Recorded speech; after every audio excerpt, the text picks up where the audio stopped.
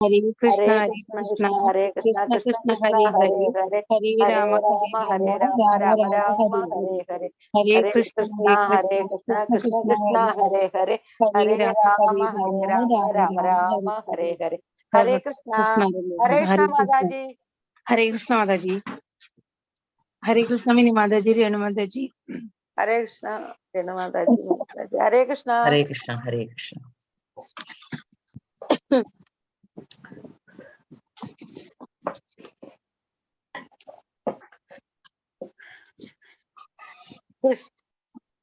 Hare Krishna. Participants ആരെങ്കിലും ചൊല്ലാനായിട്ട് കീർത്തനം ചൊല്ലാനായിട്ടുണ്ടോ? ഹരേ കൃഷ്ണ.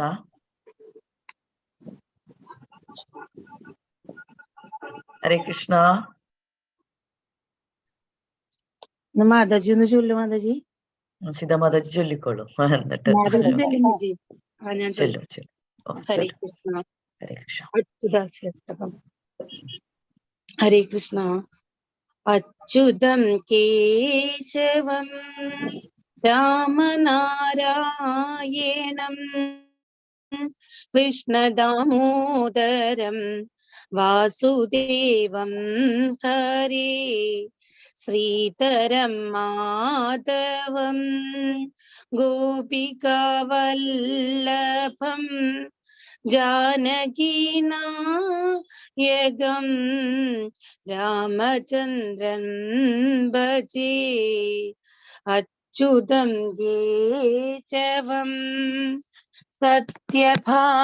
സത്യഭാമാധവം മാധവം ശ്രീധരം രാധികാരാധിതം ഇന്ദിരാമന്ദിരം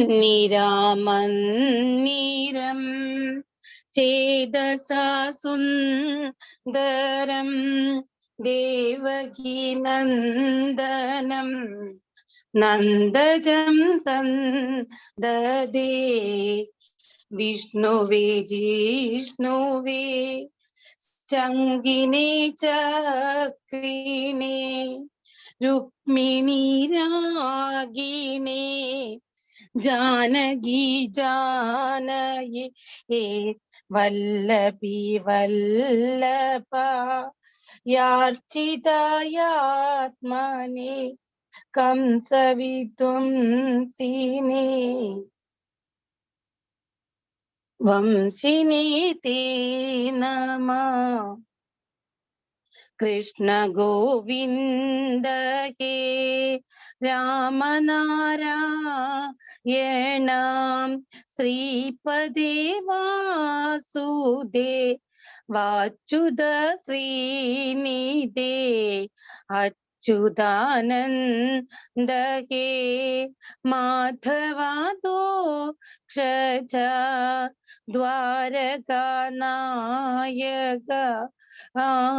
ദ്രൗപദീ രക്ഷക രാക്ഷസാശോ ഭീത സീതയാ ശോഭിതോ ദണ്ഡകാരണ്യഭൂ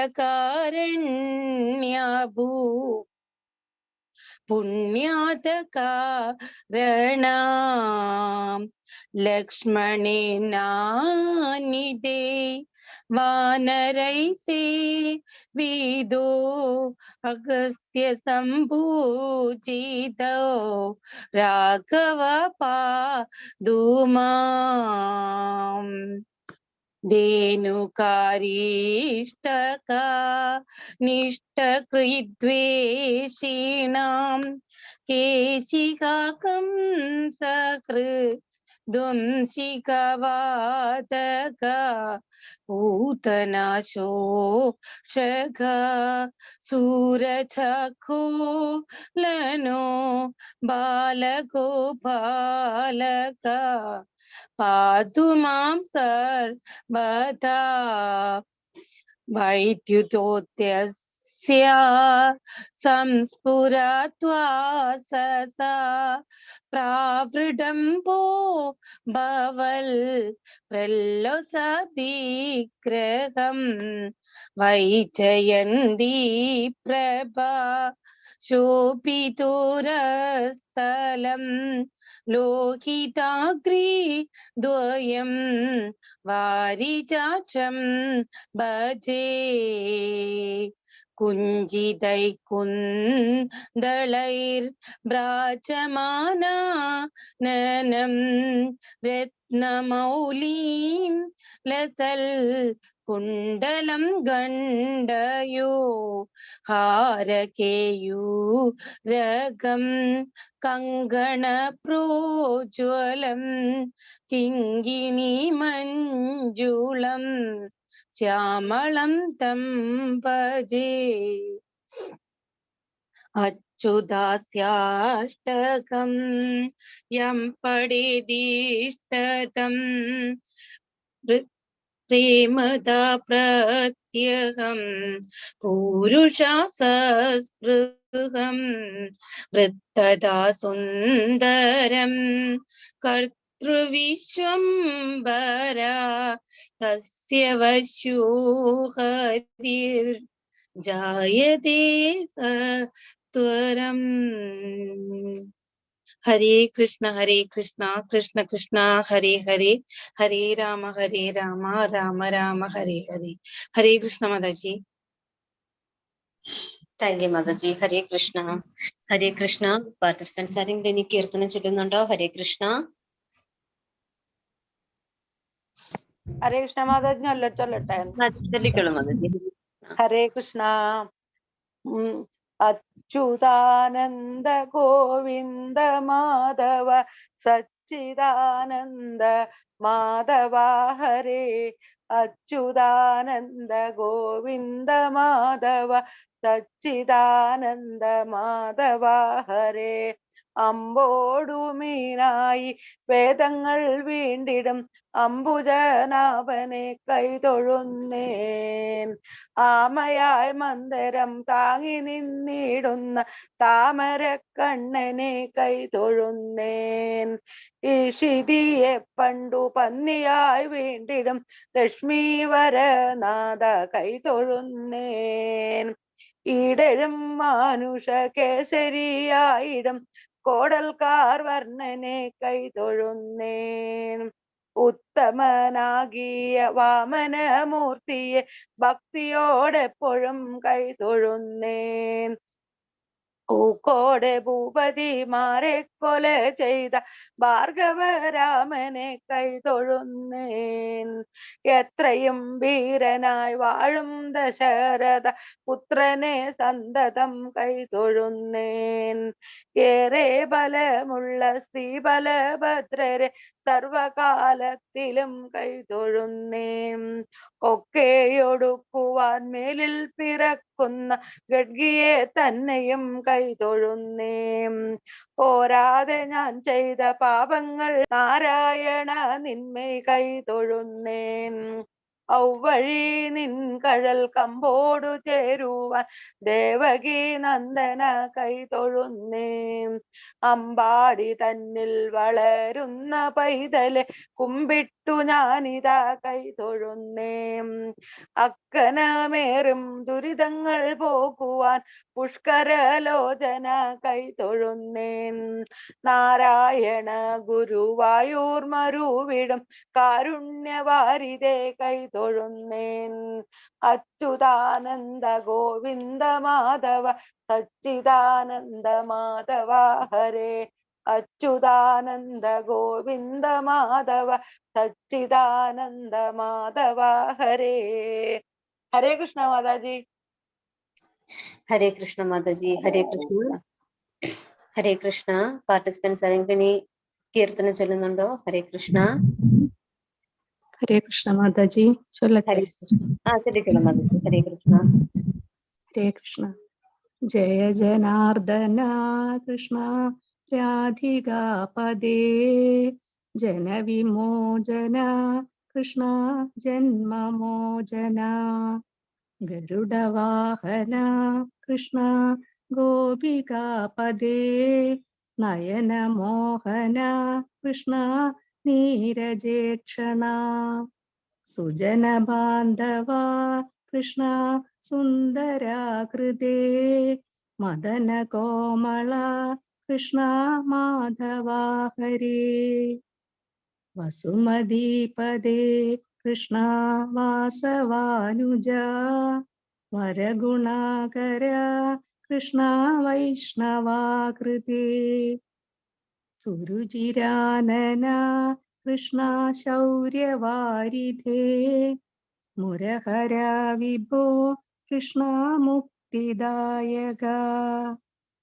വിമലപാലക കൃഷ്ണ വല്ലവീപദേ കമലലോചന കൃഷ്ണ കാമദായക.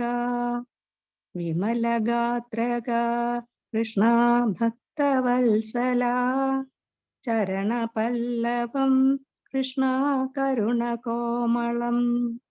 കുവലയേക്ഷണ കൃഷ്ണ കോമളാകൃതേ തവ പദാംബുജം കൃഷ്ണ ശരണമേഗണീ. ഭുവനനായക കൃഷ്ണ പാവനാകൃതേ ഗുണഗണോജ്വല കൃഷ്ണ നളിനലോചന. പ്രണയവാരിധേ കൃഷ്ണ ഗുണഗണാകര രാമസോദര കൃഷ്ണ ദീനവത്സല. കാമസുന്ദര കൃഷ്ണ പാഹി സർവദാ നരകനാശന കൃഷ്ണ നരസഖാ ജയ. ദേവകീസുതാ കൃഷ്ണ കാരുണ്യാംബുദേ കംസനാശന കൃഷ്ണ ദ്വാരകാവാസിൻ. ഭാസുരാത്മജ കൃഷ്ണ ദേഹി മംഗളം തൃപ്പദാംബുജം കൃഷ്ണ കാമകോമളം. ഭക്തദാസന കൃഷ്ണ അടിയനേ സദാ കാത്തുകൊള്ളണേ കൃഷ്ണ സർവദാ വിഭോ. ഹരേ കൃഷ്ണ കൃഷ്ണ കൃഷ്ണ ഹരേ ഹരേ ഹരേ രാമ രാമ രാമ ഹരേ ഹരേ. ഹരേ കൃഷ്ണ മാതാജി. Thank you. ഹരേ കൃഷ്ണ. ഹരേ കൃഷ്ണ. 5 മിനിറ്റിലൂടെ ടൈമുണ്ട്. ആരെങ്കിലും കീർത്തനം ചൊല്ലുന്നുണ്ടോ? ഹരേ കൃഷ്ണ. ഹരേ കൃഷ്ണ. ഹരേ കൃഷ്ണ. സീതാ മാതാജി ഒരു കീർത്തനോടെ ചൊല്ലുന്നുണ്ടോ മാതാജി? ഗീതാ മാതാജി. ഹരേ കൃഷ്ണ.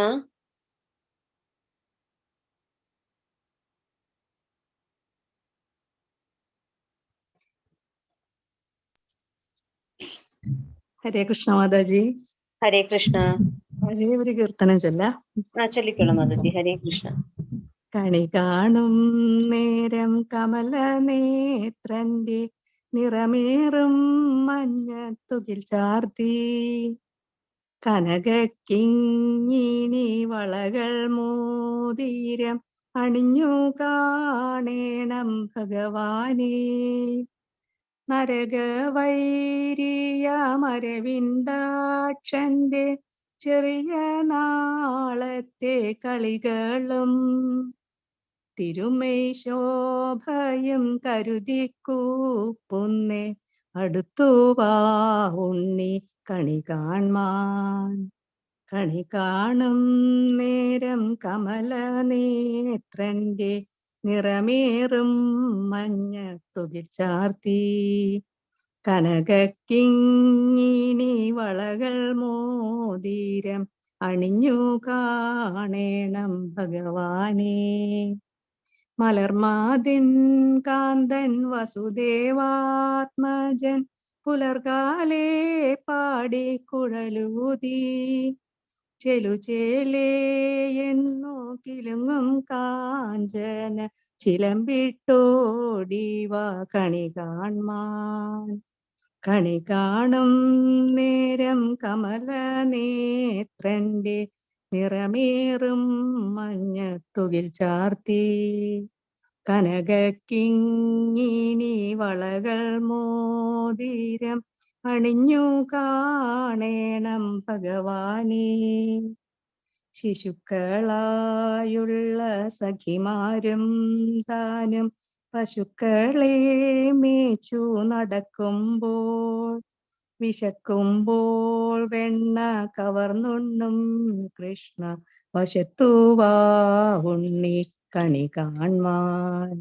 കണി കാണും നേരം കമല നേത്രന്റെ നിറമേറും മഞ്ഞത്തുകിൽ ചാർത്തി കനകക്കിങ്ങിണി വളകൾ മോതിരം അണിഞ്ഞു കാണേണം ഭഗവാനെ. വാലസ്ത്രീകളുടെ തുകിലും വാരിക്കൊണ്ടരയാലിൻ കൊമ്പത്തിരുന്നോരോ ശീലക്കേടുകൾ പറഞ്ഞും ഭാവിച്ചും നീലക്കാർ വർണ്ണ കണി കാൺമാൻ. കണി കാണും നേരം കമല നേത്രന്റെ നിറമേറും മഞ്ഞത്തുകിൽ ചാർത്തി കനകക്കിങ്ങിണി വളകൾ മോതിരം അണിഞ്ഞു കാണേണം ഭഗവാനെ. എതിരെ ഗോവിന്ദനരികെ വന്നോരോ പുതുമയായുള്ള വചനങ്ങൾ മധുരമാം വണ്ണം പറഞ്ഞും താൻ മന്ദസ്മിതവും തൂകീവ കണി കാൺമാൻ. കണി കാണും നേരം കമല നേത്രന്റെ നിറമേറും മഞ്ഞത്തുകിൽ ചാർത്തി കനകക്കിങ്ങിണി വളകൾ മോതിരം അണിഞ്ഞു കാണേണം ഭഗവാനെ. ഹരേ കൃഷ്ണ കൃഷ്ണ കൃഷ്ണ ഹരേ ഹരേ, ഹരേ രാമ രാമ രാമ ഹരേ ഹരേ. ഹരേ കൃഷ്ണ മാതാജി. ഹരേ കൃഷ്ണ ധന്യ മാതാജി. ഹരേ കൃഷ്ണ. ഹരേ കൃഷ്ണ മാതാജി. Okay, start ചെയ്യുന്നു. Thank you everybody. ഓം അജ്ഞാനതിമിരാന്ധസ്യ ജ്ഞാനാഞ്ജനശലാകയാ ചക്ഷുരുന്മീലിതം യേന തസ്മൈ ശ്രീഗുരവേ നമഃ. ഹേ കൃഷ്ണ കരുണാസിന്ധോ ദീനബന്ധോ ജഗത്പതേ ഗോപേശ ഗോപികാകാന്ത രാധാകാന്ത നമോസ്തുതേ. സപ്തകാഞ്ചന ഗൗരാംഗീ രാധേ വൃന്ദാവനേശ്വരി വൃഷഭാനുസുതേ ദേവി പ്രണമാമി ഹരിപ്രിയേ. നമോ വിഷ്ണുപാദായ കൃഷ്ണപ്രേഷ്ഠായ ഭൂതലേ ശ്രീമതേ ഭക്തിവേദാന്ത സ്വാമി ഇതി നാമിനി. നമസ്തേ സരസ്വതേ ദേവേ ഗൗരവാണി പ്രചാരിണി നിർവിശേഷ ശൂന്യവാദി പാശ്ചാത്യ ദേശധാരിണി. ജയ ശ്രീകൃഷ്ണ ചൈതന്യ പ്രഭോ നിത്യാനന്ദ ശ്രീ അദ്വൈത ഗദാധര ശ്രീവാസാദി ഗൗരഭക്തവൃന്ദ. ഹരേ കൃഷ്ണ കൃഷ്ണ കൃഷ്ണ ഹരേ ഹരേ, ഹരേ രാമ രാമ രാമ ഹരേ ഹരേ. ഹരേ കൃഷ്ണ കൃഷ്ണ കൃഷ്ണ ഹരേ ഹരേ, ഹരേ രാമ രാമ രാമ ഹരേ ഹരേ. ഹരേ കൃഷ്ണ കൃഷ്ണ കൃഷ്ണ ഹരേ ഹരേ, ഹരേ രാമ രാമ രാമ ഹരേ ഹരേ. ഹരേ കൃഷ്ണ കൃഷ്ണ കൃഷ്ണ ഹരേ ഹരേ, ഹരേ രാമ രാമ രാമ ഹരേ ഹരേ. ഹരേ കൃഷ്ണ കൃഷ്ണ കൃഷ്ണ ഹരേ ഹരേ, ഹരേ രാമ രാമ രാമ ഹരേ ഹരേ. ഹരേ കൃഷ്ണ കൃഷ്ണ കൃഷ്ണ ഹരേ ഹരേ, ഹരേ രാമ രാമ രാമ ഹരേ ഹരേ. ഹരേ കൃഷ്ണ കൃഷ്ണ കൃഷ്ണ ഹരേ ഹരേ, ഹരേ രാമ രാമ ഹരേ ഹരേ. മോകം കരോതി വാചാലം പങ്കും ലംഘയത്തെ ഗിരിം യത്കൃപാതമഹം വന്ദേ പരമാനന്ദമാധവം. ശ്രീകൃഷ്ണ പരമാത്മനേ നമഃ. ശ്രീകൃഷ്ണ പരമാത്മനേ നമഃ. ശ്രീകൃഷ്ണ പരമാത്മനേ നമഃ.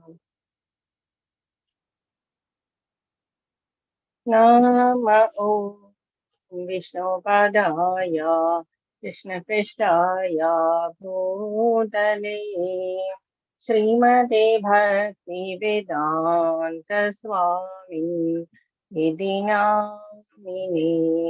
നമസ്തേ സരസ്വതി ദേവേ ഗൗരവാണി പ്രചാരിണി നിർവിശേഷ ശൂന്യവാദി पाश्चात्य देशतारिणे जय श्री कृष्ण चैतन्य प्रभु नित्यानंदा श्री अद्वैत गदाधरा श्रीवासादि गौर भक्तवृंदा हरे कृष्णा कृष्ण कृष्ण हरे हरे हरे राम राम राम हरे हरे हरे कृष्णा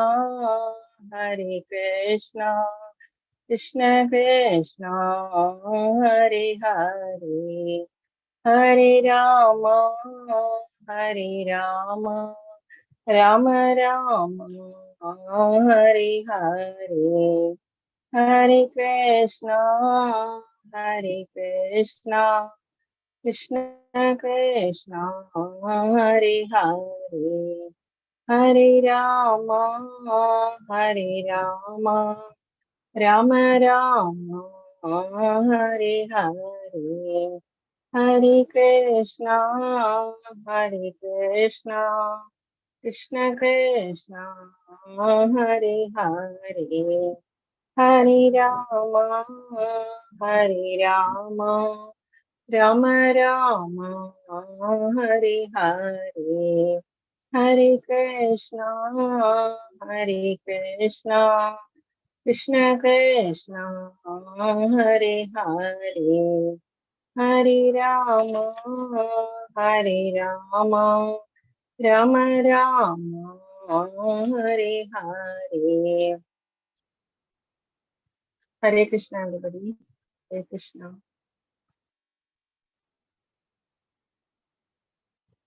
हरे कृष्ण माताजी। हरे कृष्ण हरे कृष्ण माताजी। हरे कृष्ण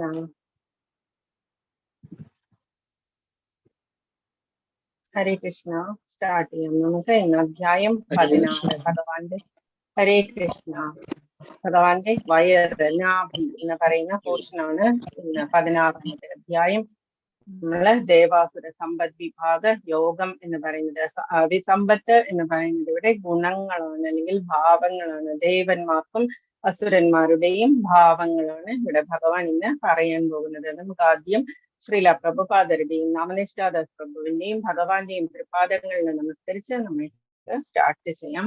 ഇന്നലെ വളരെ ഇമ്പോർട്ടന്റ് ആയിട്ടുള്ള ലെസൺ ആയിരുന്നു പുരുഷോത്തമ യോഗം. നമ്മള് തലകീഴായിരിക്കുന്ന ഒരു അക്ഷയമായ അശ്വത്ഥ വൃക്ഷത്തെ കുറിച്ച് നമ്മൾ പഠിച്ചു. ഭൗതിക ജീവിതമാണ് ആ അശ്വത്ഥ വൃക്ഷമായിട്ട് തല തിരിഞ്ഞിട്ടുണ്ടായിരുന്നത്. അതിന് ത്രിഗുണങ്ങളാണ്. വെള്ളം പോലെ പോഷണം കൊടുക്കുന്നത് ത്രിഗുണങ്ങളാണ്, വേദമന്ത്രങ്ങളാണ് അതിന്റെ ഇലകൾ എന്നൊക്കെ നമ്മൾ കണ്ടു ഡീറ്റെയിൽഡ് ആയിട്ട്. ആ വൃക്ഷം എങ്ങനെയാണ് നമ്മൾക്ക് മുറിക്കാൻ സാധിക്കുക?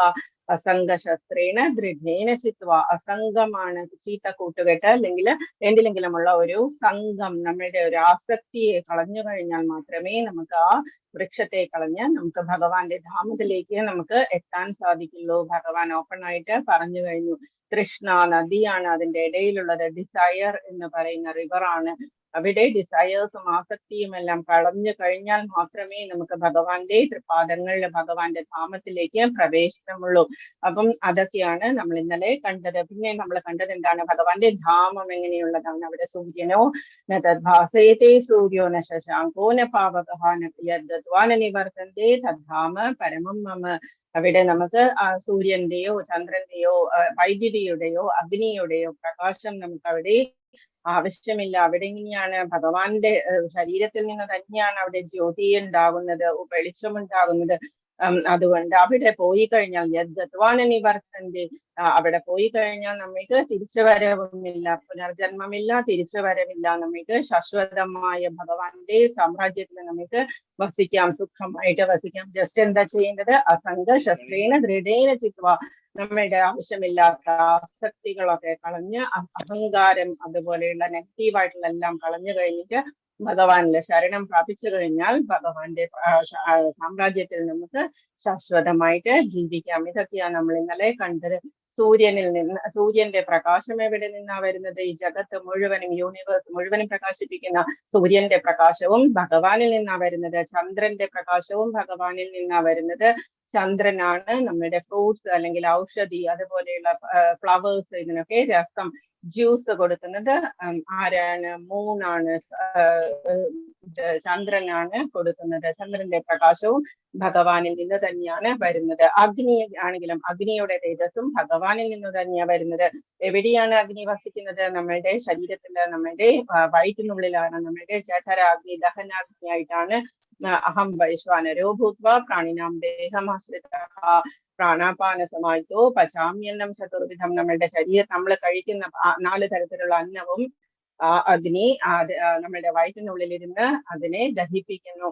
പ്രാണനോടുകൂടി ചേർന്ന് അതിനെ ദഹിപ്പിക്കുന്നു. ഇതൊക്കെയാണ് ഇമ്പോർട്ടന്റ് ആയിട്ടുള്ള ഇന്നലത്തെ ഇതുണ്ടായിരുന്നത്. പിന്നെ മെയിൻ ആയിട്ടുണ്ടായിരുന്നത് സർവസ്യ ചാഹം ഹൃദി സന്നിവിഷ്ടോ മതസ്മൃതിജ്ഞാനമപോഹനം ച വേദൈശ്ച സർവൈരഹമൈവ വേദ്യോ വേദാന്ത കൃത്വേദ വിദേവ ചാഹം. ഞാൻ എല്ലാവരുടെയും ഹൃദയത്തിൽ എവിടെയാ വസിക്കുന്നത്? ഹൃദയത്തിൽ. സർവസ്യ ചാഹം ഹൃദി സന്നിവിഷ്ടോ, ഞാൻ എല്ലാ ജീവജാലങ്ങളുടെയും ഹൃദയത്തിൽ വസിക്കുന്നു. എന്നിൽ നിന്നാണ് ജ്ഞാനവും മറവിയും സ്മൃതിയും എല്ലാം ഉണ്ടാകുന്നത്. വേദങ്ങൾ കൊണ്ട് അറിയുന്നതും എന്നെയാണ്. വേദാന്തം ഉണ്ടാക്കിയതും വേദങ്ങൾ ഉണ്ടാക്കിയതും ഞാൻ തന്നെയാണ്. വേദങ്ങൾ കൊണ്ട് അറിയേണ്ടതും എന്നെ തന്നെയാണ്. ഭഗവാൻ പറയുന്നു വളരെ സീക്രട്ട് ആണ് എന്ന് പറഞ്ഞുകൊണ്ട് തന്നെ ഇത് വേദങ്ങളിൽ ഉള്ളതാണ്, സീക്രട്ട് ആണ്, മോസ്റ്റ് കോൺഫിഡൻഷ്യൽ ആണ് എന്ന് പറഞ്ഞു തന്നെയാണ് ഭഗവാൻ ഓരോ ലെസനും അർജുനന് പറഞ്ഞു കൊടുക്കുന്നത്. വളരെയധികം സീക്രട്ട്. എന്തുകൊണ്ടാണ് ഇത് സീക്രട്ട് ആവുന്നത്? നമുക്ക് ഇതിലേക്ക്, ഭഗവാന്റെ സാമ്രാജ്യത്തിലേക്ക് പോകാനുള്ള വഴിയാണ് ഭഗവാൻ പറഞ്ഞു തരുന്നത്. ഭക്തന്മാർക്ക് ഇത് പറഞ്ഞു കൊടുക്കരുത് എന്നും ഭഗവാൻ ലാസ്റ്റ് ഇതില് പറയുന്നുണ്ട്. ഭക്തി ഇല്ലാത്തവർക്ക് നമ്മളിത് പറഞ്ഞു കൊടുക്കാൻ പാടില്ല. നമ്മള് ജസ്റ്റ് ഭക്തിയുള്ളവരോട് മാത്രം പറയുക. ഭക്തിയുള്ളവരോട്, ഇത് പറയുന്നവരോട് ഭഗവാനാണെങ്കിൽ തസ്മാൻ മനുഷ്യേഷു കശ്ചന്മേ പ്രിയകൃതമഃ, എനിക്ക് ഇത്രത്തോളം ഇഷ്ടമുള്ള വേറൊരു ഭൃത്യനും എനിക്ക് വേറെ ഇല്ല എന്ന് തന്നെ ഭഗവാൻ പറയുന്നു. ഭഗവാന്റെ ദാസനായിട്ടുള്ള ആള്, ഭഗവാന്റെ ഈ പ്രീച്ചിങ്, നമ്മള് ഭഗവാന്റെ കഥകൾ പറയുന്നത് ഭഗവാന് വളരെ ഇഷ്ടമാണ്. തസ്മാൻ മനുഷ്യേഷു, ഇതിനേക്കാളും ഉപരിയായിട്ട് എനിക്കൊരു വേറൊരു പ്രിയപ്പെട്ട ഒരാളില്ല എന്ന ഭഗവാൻ പറയുന്നത്. ഭഗവാന്റെ ഭഗവത്ഗീത പറയുന്നവരോട് അത്രത്തോളം ഇഷ്ടമാണ് ഭഗവാൻ. എന്തുകൊണ്ടാണ്? അത് അത്രത്തോളം മനുഷ്യനെ പ്യൂരിഫൈ ചെയ്യും. ഭഗവത്ഗീത എന്ന് പറയുന്നത് ഗീതാ ഗംഗോദകം പീത്വാ പുനർജന്മന വിദ്യതേ, പുനർജന്മം ഉണ്ടാകില്ല. അപ്പൊ ഭഗവാന്റെ ധാമത്തിലേക്ക് തിരിച്ചു പോകാൻ നമ്മള് ഹെൽപ്പ് ചെയ്യുകയാണ് ബാക്കിയുള്ളവരെയും. അതുകൊണ്ട് തന്നെ ഭഗവാന് ഏറ്റവും ഇഷ്ടമാണ് ഇങ്ങനെയുള്ളവരെ. നമ്മൾ ഇന്നലെ പറഞ്ഞു തീർത്ത സ്റ്റോറിയുടെ ബാക്കി ഉണ്ടായിരുന്നു ഗീതാ ഗോവിന്ദത്തിന്റെ ജയദേവ കവികളുടെ. നമ്മൾ ആരുടെ ഹെൽപ്പ് കൊണ്ടാണ് നമ്മൾ ഭഗവാന്റെ അടുത്തേക്ക് പോവുക അല്ലെങ്കിൽ ഭഗവാനെ ദർശിക്കുക? നമുക്ക് തന്നെ പറയാൻ സാധിക്കില്ല. ആരെങ്കിലും ആകാം, പാട്ട് പാടുന്നവരോ ശ്ലോകം ചൊല്ലുന്നവരോ ആരുമാകാം, നമ്മളുടെ ഈ ക്ലാസ്സിലുള്ളവരോ അതല്ലെങ്കിൽ നമ്മൾ വേറെ എവിടെയെങ്കിലും നമ്മൾ അസോസിയേറ്റ് ചെയ്യുന്ന ഏതെങ്കിലും ഭക്തന്റെ ഇതുകൊണ്ടായിരിക്കും ചിലപ്പോൾ നമ്മൾക്കും കൂടി ഭഗവാന്റെ ദർശനം കിട്ടുന്നത്. അപ്പം അതിനുള്ള ഒരു ഉദാഹരണമാണ് ജസ്റ്റ് പറയാൻ പോകുന്നത്. പത്മാവതി ജസ്റ്റ് എന്താ ചെയ്തുകൊണ്ടിരുന്നത്? പാട്ട് പാടിക്കൊണ്ടിരുന്നു. ജയദേവ കവികൾ എഴുതിക്കൊണ്ടിരുന്ന പാട്ട് പാടിക്കൊണ്ടിരുന്നു. ജയദേവ കവികളെ വിവാഹം ചെയ്തതിനു ശേഷം ജയദേവ കവികൾ എല്ലാ ദിവസവും കുറച്ചായിട്ട് ഇങ്ങനെ എഴുതി വെക്കും. ഈ ഗീതാ ഗോവിന്ദം കുറച്ചായിട്ട് മനസ്സുകൊണ്ട് കണ്ട് എഴുതും. കണ്ണിന്റെ മുൻപില് ഭഗവാനെ കാണാം, ഭഗവാന്റെ ലീലകളൊക്കെ കാണാം. അങ്ങനെ നാരായണീയമൊക്കെ എഴുതിയതുപോലെ തന്നെ ജയദേവ കവികൾ ഓരോ കുറച്ചായിട്ട് എഴുതും. അങ്ങനെ ഒരു ദിവസം എഴുതുന്ന സമയത്ത് എല്ലാ ദിവസവും എഴുതി കഴിഞ്ഞിട്ട് യമുന നദിയില് കുളിക്കാൻ പോകും. യമുനയല്ല, അവിടെ ഗംഗയാണ്, ഒറീസയില് ഗംഗാ നദിയില് കുളിക്കാൻ പോകും. എന്നിട്ട് അവിടെ ഇരുന്നിട്ട് കുറച്ചു നേരം ഗോപിമാരുടെയും കൃഷ്ണന്റെയും ആ ഒരു ലീലകളൊക്കെ ഇങ്ങനെ മനസ്സുകൊണ്ട് വിചാരിക്കും. എന്നിട്ടാണ് കുറച്ചു നേരം കഴിഞ്ഞിട്ട് പത്മാവതി അന്വേഷിച്ച് പോകുമ്പോഴാ തിരിച്ചു വരിക. അപ്പം വരൂ, ഭക്ഷണം കഴിക്കാൻ വരൂ എന്ന് പറഞ്ഞാല് വരുള്ളൂ കുളിച്ചു കഴിഞ്ഞിട്ട്. അങ്ങനെ ഇരിക്കുന്ന ഒരു ദിവസം എന്താ എഴുതിക്കൊണ്ടിരുന്നത്? ഭഗവാന്റെ ലീലകളെ പറ്റി. ഭഗവാനും രാധാറാണിയായിട്ട് കുറച്ചൊരു സൗന്ദര്യ പിണക്കമുണ്ടായ ഒരു ദിവസം ഭഗവാൻ എന്ത് ചെയ്തു? രാധാറാണിയെ സന്തോഷിപ്പിക്കാൻ വേണ്ടിയിട്ട് രാധാറാണിയുടെ കാലുകൾ എടുത്തിട്ട് തലയിൽ വെച്ചു. എന്നിട്ട് നമസ്കരിച്ചു. രാധാറാണിയുടെ കാൽക്കല് നമസ്കരിച്ചു. അപ്പം ഈ ലീലയാണ് ജയദേവ കവികളുടെ കണ്ണിലൂടെ കണ്ടത്.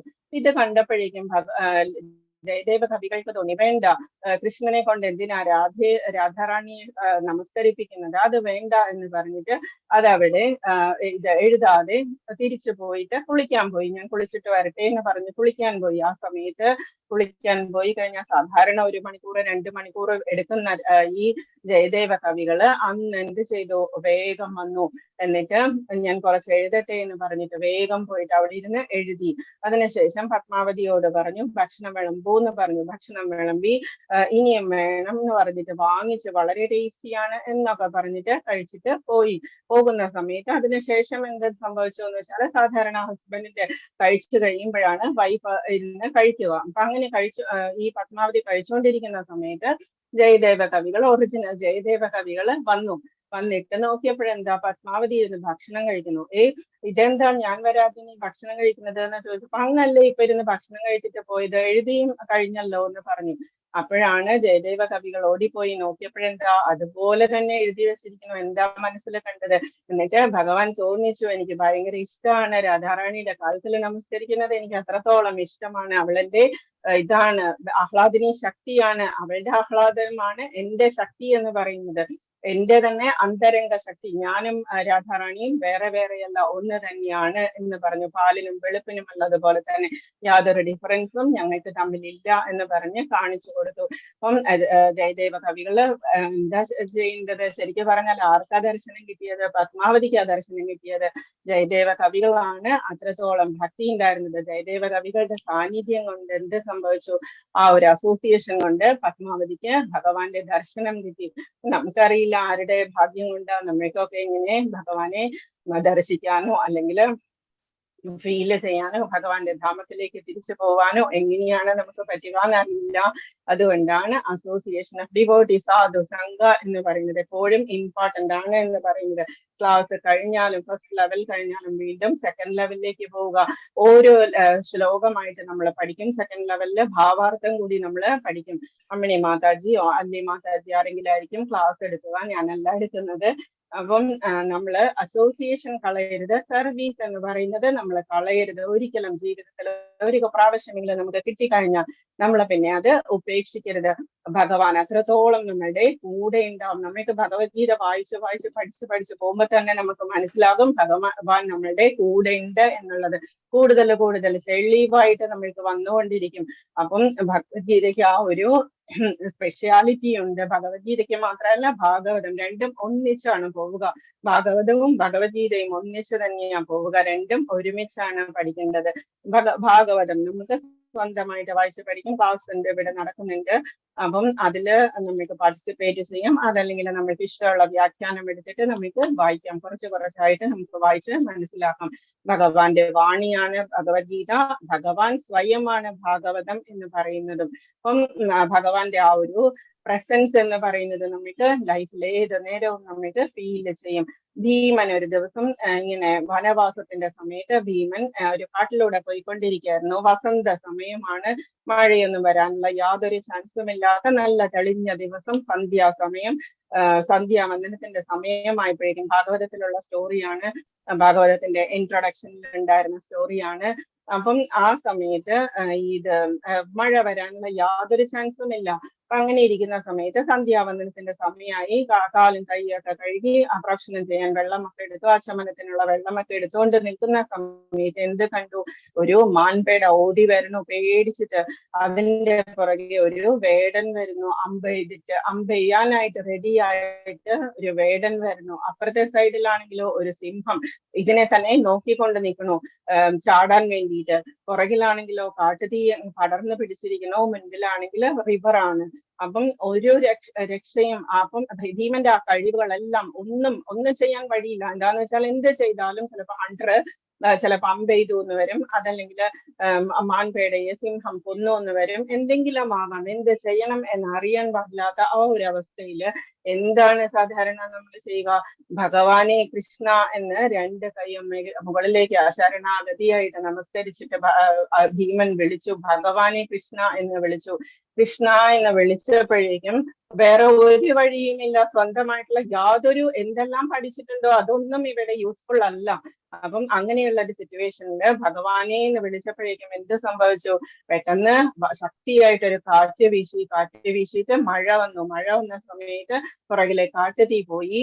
ഹണ്ടറിന്റെ അമ്പ് ഉന്നം തെറ്റിയിട്ട് സിംഹത്തിന്റെ മേലേക്ക് വീണു. എന്നിട്ട് മാൻപേട രക്ഷപ്പെട്ടു.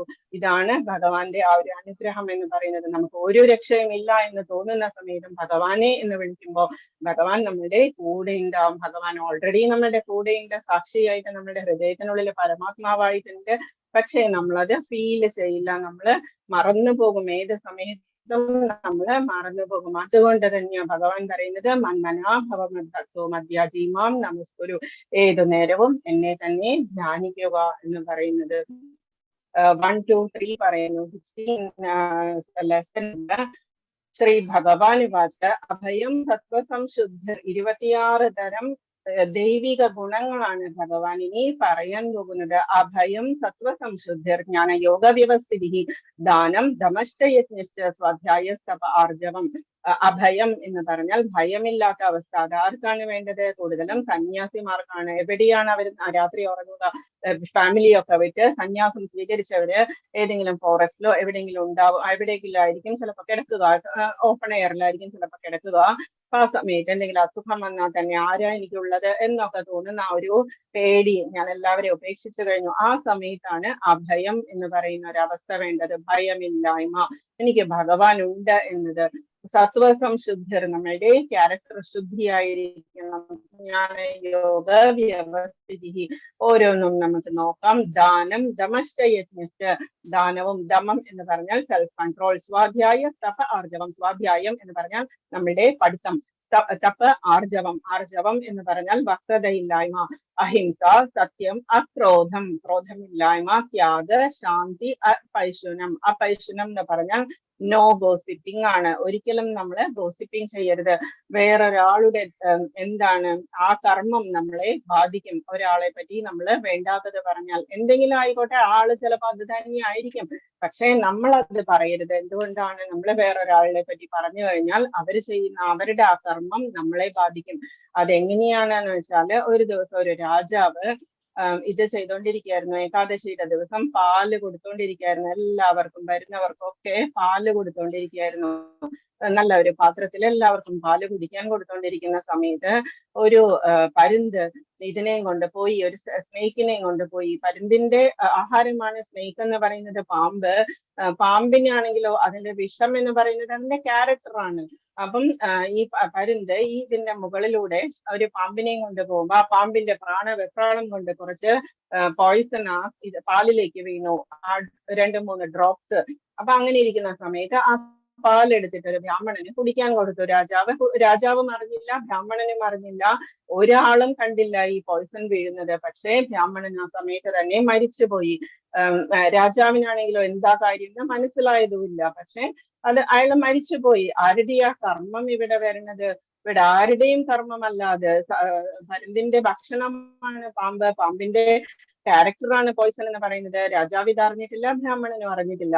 അവസാനം ഒരു ദിവസം കുറച്ച് ആൾക്കാർ അതിലൂടെ വന്നു. എന്നിട്ട് രാജാവിന്റെ കൊട്ടാരം എവിടെയാ എന്ന് അന്വേഷിച്ചു. അപ്പൊ അവിടെ ഒരു സ്ത്രീ അവിടെ നിൽക്കുന്നുണ്ടായിരുന്നു. അവര് പറഞ്ഞു, ഏകാദശിയുടെ ദിവസം പോയിസൺ ചേർത്തിട്ട് പാല് കൊടുത്തിട്ട് ഒരു ബ്രാഹ്മണനെ കൊന്ന രാജാവാണോ എന്ന് ചോദിച്ചു. അതെ, ആ രാജാവാണോ എന്ന് ചോദിച്ചപ്പോഴെന്താ ഇത് കർമ്മം ആ സ്ത്രീയുടെ തലയിലേക്ക് വന്നു. അപ്പൊ ആരാണ് ശരിക്കും പറഞ്ഞാൽ തെറ്റ് ചെയ്തത്? ആ സ്ത്രീയാണ്. ഗോസിപ്പിംഗ് എന്ന് പറയുന്നത് അപൈശുനം. ഭഗവാൻ പറയുന്നു നല്ല ഗുണങ്ങളിൽ ഗോസിപ്പിംഗ് ഇല്ലായ്മയാണ് വേണ്ടത്. ദയാ ഭൂതേശ്വലോലുപ്തം, ദയ വേണം എല്ലാ ഭൂതങ്ങളോടും. നമുക്ക് സ്നേഹം വേണം. മാർദ്ദവം പീരചാപലം, എല്ലാവരോടും വളരെ സോഫ്റ്റ് ആയിട്ട് പെരുമാറുക. തേജ, ക്ഷമ, ധൃതി, ശൗച.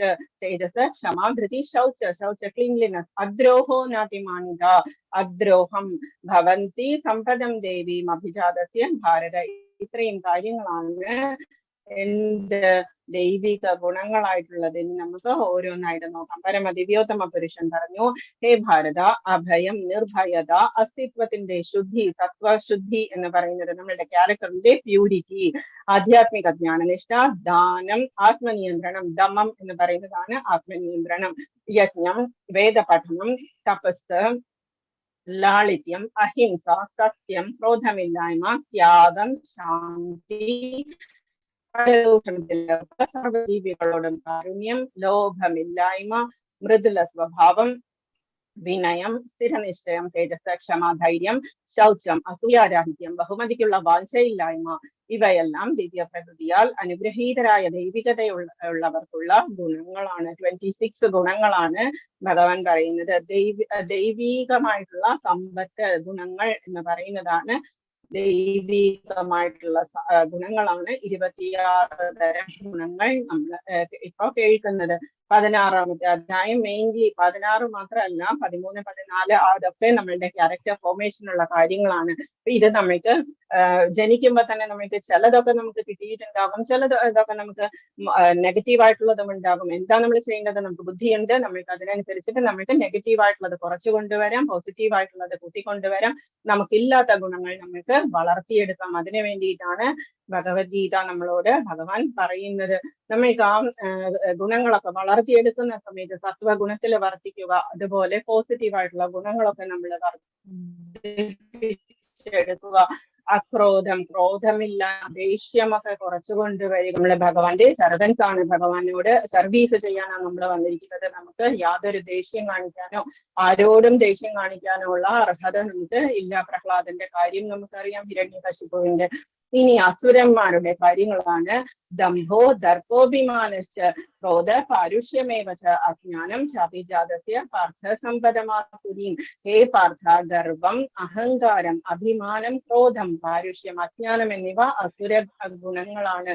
എന്തൊക്കെയാണ് അസുര ഗുണങ്ങളായിട്ട് പറയുന്നത്? ഗർവ്, ഞാനാണ് ഒക്കെ ചെയ്യുന്നത്, എന്റെ വീട്ടിൽ ഞാൻ പറയുന്നത് നടക്കാവൂ, ഞാനാണ് പൈസ ഉണ്ടാക്കുന്നത്.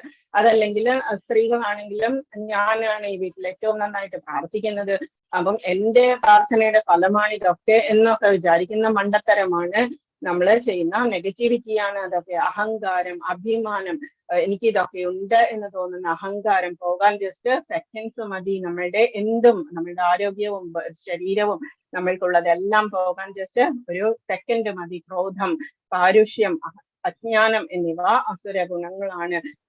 ലാസ്റ്റ് ബാച്ചസിൽ ഏതൊരു ബാച്ചിൽ ഒരാള് പറയുന്നുണ്ടായിരുന്നു, ഒരു പ്രഭുജി, എന്റെ ദേഷ്യം എന്ന് പറയുന്നത് ഭയങ്കര ദേഷ്യമായിരുന്നു, എന്റെ അമ്മയ്ക്കോ എന്റെ വൈഫിനോ കുട്ടികൾക്കോ ഒന്നും സാധിച്ചില്ലായിരുന്നു, ഭഗവത്ഗീതയ്ക്ക് സാധിച്ചു എന്ന് പറഞ്ഞ് എന്നോട് പറഞ്ഞു പോയതാണ്. എന്റെ ദേഷ്യം മാറി, ഞാനിപ്പോ ആരോടും ദേഷ്യപ്പെടാറില്ല എന്നൊക്കെ പറഞ്ഞ് ഗുരുവായൂരൊക്കെ പോയി തൊഴുത് വന്ന് ക്ഷമ ചോദിച്ചിട്ടൊക്കെ വന്നിട്ടുണ്ടായിരുന്നു ഒരു പ്രഭുജി ഇതിന് മുൻപുള്ള ഒരു ക്ലാസ്സില്. അപ്പൊ അസുര ഗുണങ്ങൾ എന്താ നമ്മൾ ചെയ്യേണ്ടത്? ഇതിൽ എന്തെങ്കിലും നമുക്കുണ്ടെങ്കിൽ നമ്മള് കുറച്ചു കൊണ്ടുവരിക. നമ്മളുടെ പ്രായം എന്തുമായിക്കോട്ടെ, നമുക്ക് നന്നാവാൻ ഇനിയും സമയമുണ്ട് എന്ന് വിശ്വസിച്ച് നമ്മള് നന്നായി കൊണ്ടുവരിക. ദൈവീ സമ്പദ് വിമോക്ഷായ നിബന്ധായ അസുരീമത. ദൈവികമായ സമ്പത്ത് ഗുണങ്ങൾ എന്ന് പറയുന്നത് മുക്തി സാധകങ്ങളും അസുരി ഗുണങ്ങളാണെങ്കിലോ അവ ബന്ധന കാരണങ്ങളുമാണ്. മാശുച്ച് സമ്പദം ദേവി, നീ വിഷമിക്കേണ്ട. മാശുച്ച് എന്ന് പറഞ്ഞാൽ ഡോണ്ട് വറി. സമ്പദം ദേവി അഭിജാതോസി പാണ്ഡവ, നീയൊക്കെ ദൈവിക ഗുണങ്ങളോടെ പിറന്നവനായതുകൊണ്ട് നീ ദുഃഖിക്കേണ്ട. അർജുനനോട് ഭഗവാൻ പറയുന്നു, നിനക്ക് പോസിറ്റീവ് ഗുണങ്ങളാണ് കൂടുതലും ഉള്ളത്, അതുകൊണ്ട് നീ വിഷമിക്കേണ്ട. ഫസ്റ്റ് പറഞ്ഞത് നമ്മളുടെ മുക്തി സാധകങ്ങളാണ്, അതേസമയം അസുരി ഗുണങ്ങൾ നമ്മളെ ബന്ധിപ്പിക്കുകയും ചെയ്യും എന്നാണ് ഭഗവാൻ പറയുന്നത്. 16.6 പറയുന്നു, ദ്വൗഭൂത സർഗൗ ലോകേസ്മിൻ. ഇന്നലെ നമ്മൾ കേട്ടു 2 തരം പുരുഷന്മാരുണ്ട്. എന്താണ്? ക്ഷരവും അക്ഷരവും, തെറ്റ് പറ്റുന്നവരും തെറ്റ് പറ്റാത്തവരും. ഇന്ന് ഭഗവാൻ പറയുന്നു 2 തരം ജീവജാലങ്ങളാണ്, സൃഷ്ടികളാണ് ഉള്ളത്, ആസുരവും ദൈവികവും. ഞാൻ ദൈവിക ഗുണങ്ങളെ പറ്റി വിസ്തരിച്ചു പറഞ്ഞുവല്ലോ, ഇനി ആസുരങ്ങളായവയെ വിവരിക്കാം. ദൈവോ വിസ്തരശ പ്രോക്ത് ആസുരം പാർത്ഥമേ ശൃണു. ശൃണു എന്ന് പറഞ്ഞാൽ കേൾക്കൂ. അപ്പം ഭഗവാൻ പറയുകയാണ്, ഇതുവരെ ഞാൻ പറഞ്ഞത് ദൈവിക ഗുണങ്ങളെ പറ്റിയാണ്, ഇനി ഞാൻ പറയാൻ പോകുന്നത് ആസുരി ഗുണങ്ങളാണ്. എന്തുകൊണ്ട് ആസുരി ഗുണങ്ങളെ പറ്റി ഭഗവാൻ പറയുന്നത്? നമ്മളത് മനസ്സിലാക്കി അത് തെറ്റ് തിരുത്താൻ വേണ്ടിയിട്ടാണ്. 16.7 പറയുന്നു, പ്രവൃത്തിഞ്ച നിവൃത്തിഞ്ച ജനാന വിദുരാസുരാന ശൗചം നാപി ചാചാരോ ന സത്യം തേഷു വിദ്യതേ. പ്രവൃത്തിം ച നിവൃത്തിം ച, എന്ത് ചെയ്യണം എന്ത് ചെയ്യണ്ട, ഇത് അസുരി സ്വഭാവികൾക്ക് അറിഞ്ഞുകൂടാ. ന ശൗചം, ക്ലീൻലിനെസ്സും ഇല്ല. നാപിച്ചാചാരവും, അവർക്ക് ആചാരവുമില്ല. ന സത്യം, അവർക്ക് സത്യവുമില്ല. സത്യസന്ധതയുമില്ല. നല്ല പെരുമാറ്റവുമില്ല. തേഷു വിദ്യതേ, അവർക്കില്ല. ചെയ്യേണ്ടതെന്തെന്നോ ചെയ്യരുതാത്തതെന്തെന്നോ അസുര സ്വഭാവികൾ അറിഞ്ഞുകൂടാ. വിശുദ്ധ സത്യസന്ധതയോ അവർക്കില്ല. ശ്ലോകം വായിക്കുമ്പോൾ തന്നെ ഏകദേശം മനസ്സിലാക്കാൻ ശ്രമിക്കുക. പ്രവൃത്തിം ച നിവൃത്തിം ച ജനാന വിദുരാസുര, ചെയ്യേണ്ടത് എന്താണോ ചെയ്യരുതാത്തത് എന്താണെന്നോ അവർക്ക് അറിഞ്ഞുകൂടാണ്. ശൗചം, ക്ലീൻലിനെസ് ഇല്ല. നപി ചാചാരു, ആചാരവുമില്ല. ഇത് പെരുമാറ്റവുമില്ല. ന സത്യം തേഷു വിദ്യതേ, അവർക്ക് നല്ല പെരുമാറ്റവുമില്ല. അസുരി ഗുണങ്ങളുള്ളവര്, പാർട്ടീസ്, അതുപോലെ സ്റ്റെബിലിറ്റി ഉണ്ടാവില്ല അവരുടെ മനസ്സിൽ. ഏത് സമയം കള്ളുകുടി അതുപോലെയുള്ള കാര്യങ്ങളാണെങ്കിൽ, എന്തുകൊണ്ടാണ് കള്ളു കുടിക്കാൻ പാടില്ല എന്നൊക്കെ പറയുന്നത്? നമ്മളുടെ സ്റ്റെബിലിറ്റി നഷ്ടപ്പെടും, നമ്മളുടെ പ്യൂരിറ്റി നഷ്ടപ്പെടും, നമ്മളുടെ എന്താണ് ഏത് സമയത്താണ് നമ്മളെ മരണം വരിക എന്നറിയില്ല. പന്തകാലേശ മാമേവ സ്മരൺ മക്വാക്കൾ, ഇവരും നടക്കാൻ പോകുന്നില്ല. സ്റ്റെബിലിറ്റി ഇല്ലാത്ത മനസ്സുകൊണ്ട് നമ്മൾ എങ്ങനെയാ ഭഗവാനെ സ്മരിക്കുക? ഭഗവാനെ കുറിച്ച് നമ്മൾക്ക് ഓർമ്മ കൂടി ഉണ്ടാവില്ല. അതുകൊണ്ട് തന്നെയാണ് 4 റെഗുലേറ്ററി പ്രിൻസിപ്പിൾസ് ഉണ്ടാക്കിയിരിക്കുന്നത്. ഫസ്റ്റ് നോ മീറ്റ് ഈറ്റിംഗ് ആണ്. മീറ്റ് ഈറ്റിംഗ് എന്ന് പറഞ്ഞാൽ നമ്മൾ വേറൊരു ജീവിയെ നമ്മളുടെ ഭക്ഷണത്തിന് വേണ്ടി കൊല്ലുക എന്നുള്ളത്. നമ്മളുടെ തന്നെ സിബ്ലിങ്സ് എന്നൊക്കെ പറയാവുന്ന രീതിയിലുള്ള ജീവികളെ നമ്മൾ കൊല്ലുക എന്ന് പറയുന്നത്. എല്ലാവരോടും എന്താണ് വേണ്ടത്? സർവഭൂതഹിതേരതാഹ, എല്ലാവരോടും നമുക്ക് ഹിതം ആണ്. എല്ലാവരുടെ ഹിതവും നോക്കേണ്ടവരാണ് ഗൃഹസ്ഥാശ്രമികള്. അപ്പൊ അവരെ കൊന്നു തിന്നുക എന്ന് പറഞ്ഞാൽ അത്രത്തോളം പാപം എത്രയാണ്, സെൽഫ് കൺട്രോൾ എവിടെ പോയി നമ്മളുടെ. അതുകൊണ്ടാണ് മീറ്റ് ഈറ്റിംഗ് പറയുന്നത്. പിന്നെ നോ ഡ്രഗ്സ് അല്ലെങ്കിൽ ആൽക്കഹോൾസ്, അത് നമ്മളുടെ സ്റ്റെബിലിറ്റി ഉണ്ടാവില്ല, നമ്മളുടെ മനസ്സിന് അതിന്റെ ഒരു പ്യൂരിറ്റി ഉണ്ടാവില്ല. അതുകൊണ്ടാണ്. പിന്നെയുള്ളത് നമ്മളുടെ റെഗുലേറ്ററി പ്രിൻസിപ്പിൾസ്, നോ ഗ്യാംബ്ലിംഗ്. അതേതാണ്? ട്രൂത്ത് ഉണ്ടാവില്ല നമുക്ക്, നമ്മൾ നുണ പറയാൻ പഠിക്കും. എന്താണെന്ന് വെച്ചാൽ ഗ്യാംബ്ലിംഗ് എന്ന് പറഞ്ഞ ബിസിനസ് നുണയിലാണ് ഉള്ളത്, ബേസ് അതിന്റെ നുണയാണ്. അതുകൊണ്ട് പിന്നെ നോ ഇല്ലിസിറ്റ് സെക്സ് എന്ന് പറയുന്നത്, നോ ഇല്ലിസിറ്റ് റിലേഷൻസ്, അത് നമ്മളുടെ ക്ലീൻലിനെസ്സിനെ കളയും, നമ്മളുടെ ഇതിനെ കളയും, എന്ത് പ്യൂരിറ്റിയെ, നമ്മളുടെ പ്യൂരിറ്റിയെ അത് ബാധിക്കും. അതുകൊണ്ടാണ് 4 റെഗുലേറ്ററി പ്രിൻസിപ്പിൾസ് നമ്മൾ വെച്ചിരിക്കുന്നത്. എല്ലാ വൈഷ്ണവർക്കും അത് ബാധകമാണ്, നമ്മൾ ചെയ്യേണ്ടതാണ്. ഓക്കെ. അസത്യമ പ്രതിഷ്ഠംതേ, അസത്യത്തിലാണ് ഈ പ്രപഞ്ചം അസത്യവും അപ്രതിഷ്ഠംതേ ബേസ്ലെസ്സും ആണെന്നാണ് ജഗദാഹുരനീശ്വരം. അതിനൊരു ഈശ്വരനില്ല എന്ന് അവര് പറയുക. പരസ്പരസംഭൂതം ഹിമന്യ കാമഹൈതുകം, ഇതിനാകെ വുമൺ റിലേഷൻസ് മാത്രമാണ് ഈ ഭൂമി നിലനിൽക്കുന്നത് എന്നാണ് അവര് പറഞ്ഞുണ്ടാക്കുക. അസുരി സ്വഭാവമുള്ളവരെ നമുക്കറിയാം. വാറൊക്കെ വന്ന സമയത്ത് നമുക്ക് അറിയാം ഇതിന്റെയൊക്കെ എഫക്ട് എന്താണെന്നുള്ളത്, റിസൾട്ട് എന്താണെന്നുള്ളതൊക്കെ നമുക്ക് മനസ്സിലാകും. അസത്യമാ പ്രതിഷ്ഠം ദേ ജഗദാഹുരനീശ്വരൻ, ഇതിന് അസത്യവും ഇതിന് ബേസ്ലെസ്സുമാണ്.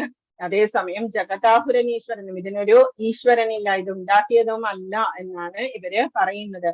പരസ്പര സംഭൂതം, പരസ്പരമായിട്ടുള്ള മാൻ ആൻഡ് വുമൺ റിലേഷൻഷിപ്പിലൂടെയാണ് ഹിമന്യ കാമഹൈതുകം, ജസ്റ്റ് കാമം മാത്രമാണ് ഇത് നിലനിൽക്കുന്നത് എന്നാണ് ഇവര് പറയുന്നത്.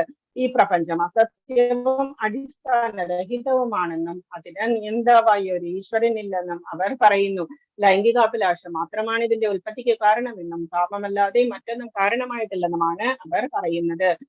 ആസുരി സ്വഭാവമുള്ളവരുടെ കാര്യമാണ്. നമ്മൾക്ക് കേരള പൊളിറ്റിക്സ് പോലെയുള്ള കാര്യങ്ങളൊക്കെ ഒന്ന് നോക്കിയാൽ ഇതൊക്കെ നമ്മൾ പറഞ്ഞു തരിക വേണ്ടാരും. ഏതാം ദൃഷ്ടിമവഷ്ടഭ്യ നഷ്ടാത്മാനോൽപബുദ്ധയഃ പ്രഭവന്ത്യുഗ്രകർമാണ് ക്ഷയായ ജഗതോഹിതഃ. ഈ നിഗമനങ്ങളെ പിന്തുടർന്ന് സ്വയം നഷ്ടപ്പെട്ടവരും അസുരന്മാരുമായ ഈ അല്പബുദ്ധികൾ ലോകനാശകരങ്ങളായ കൊടും ക്രിയകളിൽ ഏർപ്പെടുന്നു. ഇങ്ങനെയുള്ളവരാണ് ലോകം നശിപ്പിക്കാനായിട്ട് പുറപ്പെടുന്നത്. ഈ അസുര സ്വഭാവമുള്ളവരെ ഈ നിഗമനങ്ങളെ പിന്തുടർന്ന് നമ്മളുടെ സ്വയം നഷ്ടപ്പെട്ടവരും അതിന്റെ എന്താണ് എന്നുള്ള ചിന്താശക്തി പോലും അവരുടെ നഷ്ടപ്പെട്ടു പോകും. അല്പബുദ്ധികളായിട്ടുള്ള ഇങ്ങനെയുള്ള മനുഷ്യരാണ് ലോകനാശകരങ്ങളായ കൊടും ക്രിയകളിൽ ഏർപ്പെടുന്നത്. ഇനി 16.10 പറയുന്നു, മാമാശ്രിത്യ ദുഷ്പൂരം ദംഭമാനമദാൻവിത മോഹാദ്ഗൃഹീത്വാ സദ്ഗ്രഹാൻ പ്രവർത്തന്തേ ശുചിവ്രതാഃ. അടക്കാനാവാത്ത കാമം കൊണ്ടും ദംഭം ദുരഭിമാനം എന്നിവയിൽ മുഴുകി വ്യാമോഹിതരുമായ അസുര സ്വഭാവികൾ ക്ഷണികമായതിൽ ആകൃഷ്ടരായി എന്നും വൃത്തിഹീനമായ കർമ്മങ്ങൾ ചെയ്തു വരുന്നു. അപ്പം അവർക്ക് എന്താണ്, ജസ്റ്റ് ആസക്തിയാണ്, പൈസ ഉണ്ടാക്കാനും എന്തും പൊസിഷൻ ഉണ്ടാക്കാനും മറ്റുള്ളവരെ നശിപ്പിക്കാനും എല്ലാമുള്ള അടക്കാനാവാത്ത അവരുടെ കാമമാണ് അവരുടെ ബേസ് എന്ന് പറയുന്നത്. അപ്പൊ അങ്ങനെയുള്ളവര് ദുരഭിമാനവും ഇതൊക്കെ കൊണ്ട് മറ്റുള്ളവരെ എന്താ ചെയ്യുക, ബുദ്ധിമുട്ടിക്കുന്ന രീതിയിലുള്ള പ്രവൃത്തികളൊക്കെ ചെയ്ത് മറ്റുള്ളവരെ നശിപ്പിക്കാൻ വേണ്ടിയിട്ട് നടക്കുന്നു. രാജസ സ്വഭാവികള്, താമസ സ്വഭാവികളായിട്ടുള്ള ആൾക്കാരൊക്കെ ഇങ്ങനെയാണ് ചെയ്യുന്നത്. ഇതിൽ കാണിച്ചിരിക്കുന്നത് ദക്ഷ പ്രജാപതിയാണ്. ഈ ദക്ഷ പ്രജാപതി ബ്രഹ്മാവിന്റെ പുത്രനായിട്ടുള്ള ദക്ഷ പ്രജാപതി സതീദേവിയുടെ അച്ഛനാണ്. അപ്പം ഒരു ദിവസം സതീദേവി ശിവനെ കല്യാണം കഴിക്കുന്നത് തന്നെ ഈ ദക്ഷ പ്രജാപതിക്ക് ഇഷ്ടമില്ലായിരുന്നു.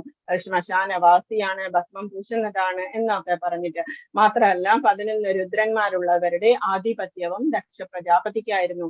അതുകൊണ്ട് തന്നെ രുദ്രൻ എന്ന് പറയുന്നത് എന്റെ ദാസൻ എന്നുള്ള രീതിയിലായിരുന്നു ദക്ഷ പ്രജാപതിക്ക് തോന്നിക്കൊണ്ടിരുന്നത്. അതുകൊണ്ട് തന്നെ ദക്ഷ പ്രജാപതി എല്ലാവരെയും കാണിക്കുന്നതിന് വേണ്ടിയിട്ട് അഹങ്കാരം കൊണ്ട് ഒരു യാഗം നടത്തി. യാഗത്തിൽ ബ്രഹ്മാവിനെയും വിഷ്ണുവിനെയും എല്ലാവരെയും വിളിച്ചിട്ടായിരുന്നു. ശിവനെയും സതീദേവിയെ ഒഴിച്ച് ബാക്കി എല്ലാവരെയും വിളിച്ചു.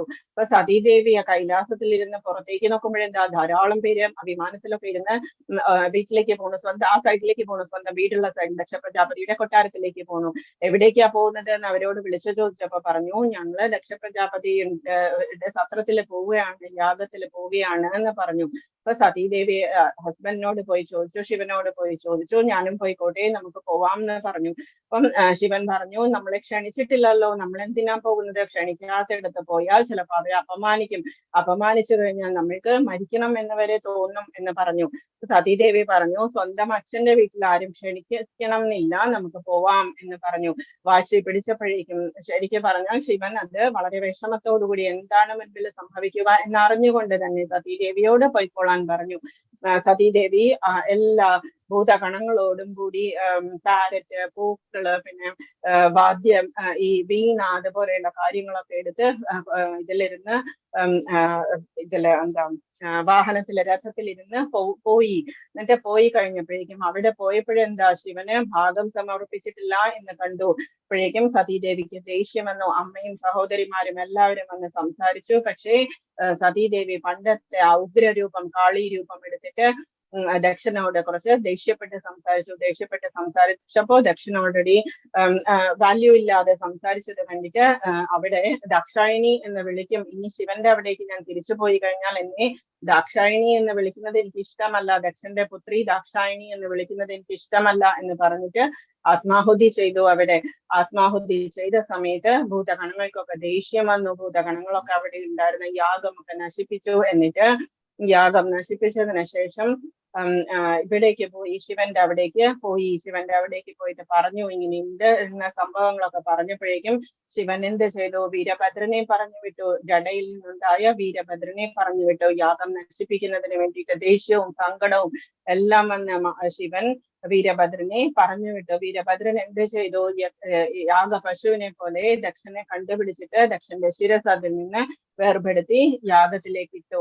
എന്നിട്ട് ശിവൻ എന്ത് ചെയ്തു, സതീദേവിയുടെ ശരീരം എടുത്തിട്ട് ആത്മാഹുതി ചെയ്ത് ദഹിച്ചതാണെങ്കിൽ കൂടി ബാക്കി ഉണ്ടായിരുന്ന ശരീരം എടുത്തിട്ട് താണ്ഡവം തുടങ്ങിയ സമയത്ത് വിഷ്ണു ഭഗവാൻ വന്നിട്ട് താണ്ഡവം കൊണ്ട് എന്തെങ്കിലും ദുരിതമുണ്ടായാലോ എന്ന് വിചാരിച്ചത്. അത്രത്തോളം ദേഷ്യത്തിലാണ് താണ്ഡവം. പക്ഷെ വിഷ്ണു ഭഗവാൻ എന്ത് ചെയ്തു, ചക്രം ഉപയോഗിച്ച് സതീദേവിയുടെ ശരീരം പതുക്കെ മുറിക്കാൻ തുടങ്ങി.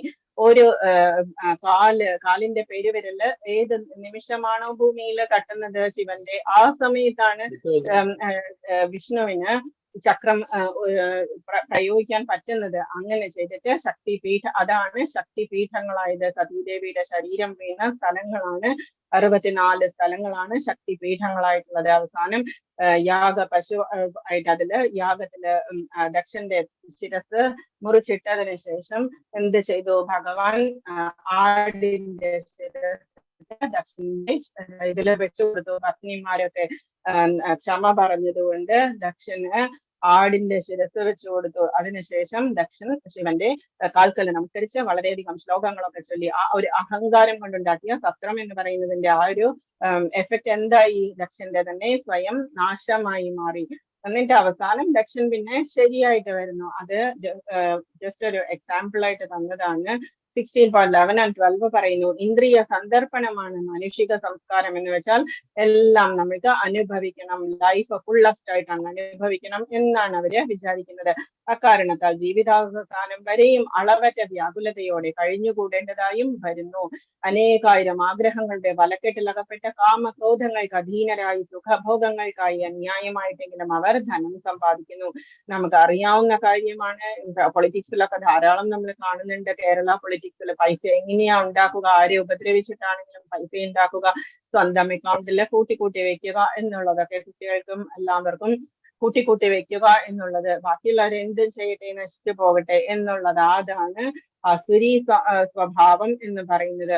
അവർക്ക് 24 hours ജോലി ചെയ്താലും അവരുടെ ആഗ്രഹങ്ങൾ തീരില്ല. അതുകൊണ്ട് അസുരന്മാരൊക്കെ ആ തരത്തിലുള്ളതാണ് അസുരി സ്വഭാവം എന്ന് പറയുന്നത്. അസുര സ്വഭാവി ഇങ്ങനെ വിചാരിക്കും. 16.13, 14 and 15 പറയുന്നു, ഇന്നെനിക്ക് ഇത്രയേറെ ധനമുണ്ട്, എന്റെ പദ്ധതിക്ക് അനുസരിച്ച് ഞാൻ ഇനിയും ധനം ആർജിക്കും, ഇത്രത്തോളം ധനം എനിക്കിപ്പോഴുണ്ട്, അത് ഭാവിയിൽ കൂടി വരികയും ചെയ്യും. അയാൾ എന്റെ ശത്രുവാണ്, ഞാൻ അയാളെ കൊന്നു അല്ലെങ്കിൽ കൊല്ലും, ഇനിയുള്ള ശത്രുക്കളെയും ഞാൻ കൊല്ലും, ഞാൻ എല്ലാത്തിന്റെയും ഉടമയാണ്, ഞാൻ സുഖിയാണ്, എല്ലാം തികഞ്ഞവരും ബലവാനും സന്തുഷ്ടനും സമ്പന്നനുമാണ്, കുലീനരായ ബന്ധുക്കൾ എനിക്കുണ്ട്, എന്നോളം ശക്തിമാനും സന്തോഷവാനുമായി ആരുണ്ട്, ഞാൻ യാഗങ്ങൾ അനുഷ്ഠിക്കും, ദാനം ചെയ്യും, സന്തോഷിക്കും എന്നെല്ലാം ഓർത്തവർ അജ്ഞാനത്താൽ മോഹിതരാകുന്നു. നമുക്ക് അറിയാവുന്ന കാര്യമാണ് ഇത്. നമ്മള് എക്സാമ്പിൾ ആയിട്ട് ആരെ വേണമെങ്കിലും നമുക്ക് എടുക്കാം, നമ്മൾക്ക് അറിയാവുന്നവരെ ആരെ വേണമെങ്കിലും നമുക്ക് എടുക്കാം. അസുര സ്വഭാവി ഭഗവാൻ അന്ന് തന്നെ 5000 വർഷങ്ങൾക്ക് മുൻപ് ദ്വാപരയുഗത്തിന്റെ എൻഡിലാണ് ഭഗവാൻ ഇത് പറയുന്നത്. കലിയുഗത്തിന്റെ 5000 വർഷങ്ങൾക്ക് ശേഷം നമ്മൾ നിൽക്കുന്നു. ഇപ്പോഴും ഇതുപോലെയുള്ള ആളുകൾ ധാരാളമുണ്ട്. ഭഗവാൻ അന്ന് പറഞ്ഞത് കൗരവരെ ഉദ്ദേശിച്ചിട്ടാണെങ്കിൽ ഇന്നാണെങ്കിലോ ഏകദേശം ഓരോ വീട്ടിലും ഇതുപോലെയുള്ള ആൾക്കാരുണ്ട്. അനേക ചിത്തവിഭ്രാന്ത മോഹജാല സമാവൃത പ്രസക്ത കാമഭോഗേഷു പതന്തി നരകേഷു ചൗ. ഇവർക്കുള്ള റിസൾട്ടും ഭഗവാൻ പറയുന്നു. ഇങ്ങനെ പലവിധം ആകാംക്ഷകളിൽപ്പെട്ട വലഞ്ഞും വ്യാമോഹത്തിന്റെ വലയിൽ കുടുങ്ങിയും ഇന്ദ്രിയ സുഖങ്ങളിൽ അത്യാസക്തരായി അവർ നരകത്തിൽ വീഴുന്നു. ഭഗവാൻ ഇങ്ങനെയുള്ളവർക്ക് നരക ജീവിതമാണ് ഇനി തരുന്നത്. നെക്സ്റ്റ് ജന്മത്തിലെ ഭഗവാൻ നരകമാണ് ഇങ്ങനെയുള്ളവർക്ക് കൊടുക്കാൻ പോകുന്നത്. ശിശുപാലന്റെ സ്റ്റോറി നമ്മൾ ഇതിനു മുമ്പ് ഡിസ്കസ് ചെയ്തിട്ടുണ്ട്. ആ സ്റ്റോറിയാണ് എക്സാമ്പിൾ ആയിട്ട് തന്നിട്ടുള്ളത്. സ്വയം സംതൃപ്തരുമായി സമ്പത്ത് ദുരഭിമാനം ഇവയാൽ വ്യാമോഹിതരായി അഹങ്കാരത്തോടെ ഇവർ ചിലപ്പോൾ വൈദിക വിധികൾ അനുസരിക്കാതെ തന്നെ പേരിന് ചില യജ്ഞങ്ങൾ അനുഷ്ഠിക്കാറുണ്ട്. ഈ ഹിരണ്യകശിപു ഒക്കെ ലാസ്റ്റ് ബ്രഹ്മാവ് വരാതായപ്പോഴേക്കും 1,00,000 വർഷം തപസ് ചെയ്തതിന് ശേഷം എന്താ ചെയ്തത്? സ്വന്തം മാംസമൊക്കെ തീർന്നു കഴിഞ്ഞു, എന്നാലും ബാക്കിയുള്ളതൊക്കെ എടുത്ത് യാഗത്തിലേക്ക് ഇടാൻ തുടങ്ങി, അഗ്നിയിലേക്ക് ഇടാൻ തുടങ്ങി. അങ്ങനെയൊന്നും വൈദിക വിധികളിൽ പറഞ്ഞിട്ടില്ല. പിന്നെ അവസാനം ശിരസ്സും കൂടി എടുത്തിടും എന്ന് പറഞ്ഞ സമയത്താണ് ബ്രഹ്മാവ് പ്രത്യക്ഷമായത്. അപ്പൊ ശിരസ്സൊക്കെ അറുത്ത് അഗ്നിയിൽ ഇടുക എന്നൊക്കെ പറയുന്നതൊന്നും വൈദിക വിധികളല്ല. അപ്പം വൈദിക വിധികൾ അനുസരിക്കാതെ തന്നെ പേരിന് ചില യജ്ഞങ്ങൾ അനുഷ്ഠിക്കാറുണ്ട്. അപ്പൊ അതിന്റെ ഫലം എന്താണ്? അതിന്റെ ഫലം മഹാവിഷ്ണുവിൽ നിന്ന് നാശമാണ് ഫലം എന്ന് പറയുന്നത്. ഇതിൽ കാണിച്ചിരിക്കുന്നത് ഭസ്മാസുരനാണ്. ഭസ്മാസുരനിരുന്ന് ഇതുപോലെ തന്നെ യാഗം ചെയ്തു, തപസ് ചെയ്തിട്ട് അവസാനം ശിവനെ തപസ് ചെയ്തത് ശത്രുക്കൾക്ക് നാശം വരട്ടെ എന്ന് വിചാരിച്ചിട്ടാണ്. എന്നിട്ട് എന്ത് ചെയ്തു? ആരുടെ തലയിൽ അവസാനം ലാസ്റ്റ് ശിരസ്സെടുത്ത് ഹോമിക്കും എന്ന് പറഞ്ഞ സമയത്ത് ശിവൻ പ്രത്യക്ഷപ്പെട്ടു. എന്നിട്ട് എന്താ വേണ്ടത് എന്ന് ചോദിച്ചപ്പോ പറഞ്ഞു, ഞാൻ ആരുടെ തലയിൽ കൈവച്ചാലും അവര് ഭസ്മമാവണം എന്ന് പറഞ്ഞു. എന്ന് വെച്ചാൽ ശത്രു നാശമാണ് ഉദ്ദേശിക്കുന്നത്, അല്ലാതെ സ്വയം നന്നാവാൻ വേണ്ടിയിട്ടോ ഗോഡ് റിയലൈസ് ചെയ്തിട്ടോ ഒന്നല്ല തപസ് ചെയ്യുന്നത്, ജസ്റ്റ് മറ്റുള്ളവരെ നശിപ്പിക്കാൻ വേണ്ടിയിട്ടാണ്. അപ്പം അങ്ങനെയുള്ളവർക്ക് നാശമാണ് ഫലം, നരകമാണ് ഫലം എന്ന് പറയുന്നത്. അപ്പൊ ഭഗവാൻ ഭസ്മാസുരൻ പറഞ്ഞു, ആരുടെ തലയിൽ കൈവച്ചാലും അവര് ഭസ്മമായിട്ട് പോകണം എന്ന് പറഞ്ഞു. ശിവൻ അത് സമ്മതിക്കുകയും ചെയ്തു. അപ്പോഴാണ് തോന്നിയത് പാർവതി ദേവി നല്ല ബ്യൂട്ടി ഉള്ളതാണല്ലോ, ഇത് സത്യമാണെങ്കിൽ ശിവന്റെ തലയിൽ തന്നെ കൈവച്ചാലോ എന്ന് തോന്നിയിട്ട് ശിവന്റെ പുറകെ ഓടാൻ തുടങ്ങി. ആ സമയത്ത് മഹാവിഷ്ണു ഒരു ചെറിയ ബാലൻ ബ്രഹ്മചാരിയുടെ വേഷമെടുത്ത് പഠിക്കുന്ന ഒരു ബ്രഹ്മചാരിയുടെ വേഷമെടുത്തിട്ട് പറഞ്ഞു, ശിവൻ ചിലപ്പോ നുണ പറഞ്ഞതായിരിക്കും, സ്വന്തം തലയിൽ കൈവച്ച് നോക്കിക്കോളൂ എന്ന് പറഞ്ഞിട്ട് അവസാനം ഭസ്മാസുരൻ ഭസ്മമായിട്ട് മാറി. അതാണ് ഇങ്ങനെയുള്ളവർക്കൊക്കെ റിസൾട്ട് ഇതാണ്. അസുരന്മാർ മിഥ്യാഹങ്കാരം, ബലം, ഗർവം, കാമം, ക്രോധം ഇവയാൽ സംഭ്രാന്തരായി തങ്ങളുടെയും അന്യരുടെയും ശരീരങ്ങളിൽ കുടികൊള്ളുന്ന പരമദിവ്യോത്തമ പുരുഷനോട് ഈർഷ്യാലുക്കളായി തീർന്ന് ശരിയായ ധർമ്മത്തെ പഴിക്കുന്നു. നമ്മള് ഗോസിപ്പിങ്ങും അതുപോലെയുള്ള കാര്യങ്ങളൊക്കെ ചെയ്യുമ്പോൾ എന്താ സംഭവിക്കുന്നത്? അവരുടെയും ഹൃദയത്തിൽ പരമാത്മാവുണ്ട്, അവരുടെയും ഹൃദയത്തിൽ മമേവാംശോ ജീവലോകെ ജീവഭൂത സനാതന, ഭഗവാന്റെ തന്നെ അംശമായിട്ടുള്ള ആത്മാവുണ്ട്. നമ്മൾ എന്താ ചെയ്യുന്നത്? അവരെ കുറിച്ച് അനാവശ്യം പറയുമ്പോൾ നമ്മൾ അവരുടെ ഉള്ളിലിരിക്കുന്ന പരമാത്മാവിനെയും ആത്മാവിനെയും ഒക്കെ നമ്മൾ നിന്ദിക്കുകയാണ്. അപ്പം എല്ലാവരെ കാണുമ്പോഴും നമ്മൾ നമസ്കാരം പറയുന്നത് എന്തുകൊണ്ടാണ്? അവരുടെ ഹൃദയത്തിലിരിക്കുന്ന ഇവരെയാണ് നമ്മൾ ബഹുമാനിക്കുന്നത്. അപ്പം അതുകൊണ്ട് ഈർഷ്യാലുക്കളായി തീർന്ന് ശരിയായ ധർമ്മത്തെ പഠിക്കുന്നു. എന്താ ധർമ്മം എന്ന് കൂടി ഇവർക്ക് നിവൃത്തിംച ജനാന വിദുരാസുര അവർക്ക് അറിഞ്ഞുകൂടാ. ഇതില് കാണിച്ചിരിക്കുന്ന പിക്ചറില് മോഹിനിയാണ് അമൃത വിളമ്പിക്കൊണ്ടിരിക്കുന്നു. ഇത് പാലാഴി മഥനത്തിന് ശേഷം അമൃത കൊണ്ടുവന്നപ്പോഴേക്കും അസുരന്മാര് പറഞ്ഞു ഞങ്ങൾക്കും വേണം എന്ന് പറഞ്ഞു. മോഹിനി രൂപം കൈക്കൊണ്ട് ഭഗവാൻ വന്നിട്ട് എന്താ ചെയ്തത്? 2 പന്തിയായിട്ട് ഇരുത്തി. എന്നിട്ട് അസുരന്മാർക്ക് ഇത് കൊടുത്തു കഴിഞ്ഞാൽ അവര് കൂടുതൽ ചീത്തയായി പോകും, അല്ലെങ്കിൽ അനർത്ഥങ്ങളൊക്കെ ഉണ്ടാക്കും, ദ്രോഹങ്ങളൊക്കെ ചെയ്യും എന്നറിയാവുന്നത് കൊണ്ട് തന്നെ ഭഗവാൻ അവർക്ക് വിളമ്പിയില്ല. ദേവന്മാർക്ക് മാത്രം വിളമ്പിക്കൊണ്ടിരിക്കുന്ന സമയത്ത് സൂര്യന്റെയും ചന്ദ്രന്റെയും നടുവിൽ വന്നിരുന്ന സിംഹികയുടെ പുത്രനായിട്ടുള്ള സ്വർഭാനു വന്നിരുന്നു. എന്നിട്ട് കുറച്ചങ്ങ് കഴിക്കുകയും ചെയ്തു. ദിതിയുടെ പുത്രിയായിട്ടുള്ള സിംഹികയാണ് കശ്യപ മഹർഷിയുടെ ദിതിയുടെയും പുത്രി. എന്നിട്ട് ആ സ്വർഭാനുവിന് എന്ത് ചെയ്തു? സൂര്യനും ചന്ദ്രനും പുരികം കൊണ്ട് കാണിച്ചു കൊടുത്തു ഭഗവാനതേ ഇയാളിരുന്ന് കഴിക്കുന്നു എന്ന്. ഭഗവാന് ദേഷ്യം വന്നിട്ട് സുദർശന ചക്രം എടുത്തിട്ട് ശിരസ്സങ്ങ് മുറിച്ചപ്പോഴേക്കും അതിൽ അമൃതത്വം ഉള്ളത് കൊണ്ട് മരിച്ചില്ല. 2 പാർട്ടായിട്ടും രാഹു പിന്നെ കേതു എന്ന് പറയുന്നത്. ഇപ്പം രാഹുവും കേതുവും ഇതുകൊണ്ടാണ് ഗ്രഹണം എന്ന് പറയുന്നത് ഉണ്ടാക്കുന്നത്. പലപ്പോഴും ഒക്കെ സൂര്യനെയും ചന്ദ്രനെയും ഏത് നേരെ കിട്ടിയാലും തിന്നാൻ വേണ്ടിയിട്ട് നടക്കുന്നത് അതുകൊണ്ടാണ്. അപ്പം തിന്നാനായിട്ട് കഴിച്ചു കഴിഞ്ഞാൽ എന്താ? അതിന് കഴുത്തിന് താഴേക്ക് ശരീരമില്ലാത്തതുകൊണ്ട് അത് കുറച്ച് കഴിയുമ്പോഴേക്കും പുറത്തേക്ക് വരും. അപ്പൊ അതാണ് ഗ്രഹണം എന്ന് നമ്മൾ പറയുന്നത്.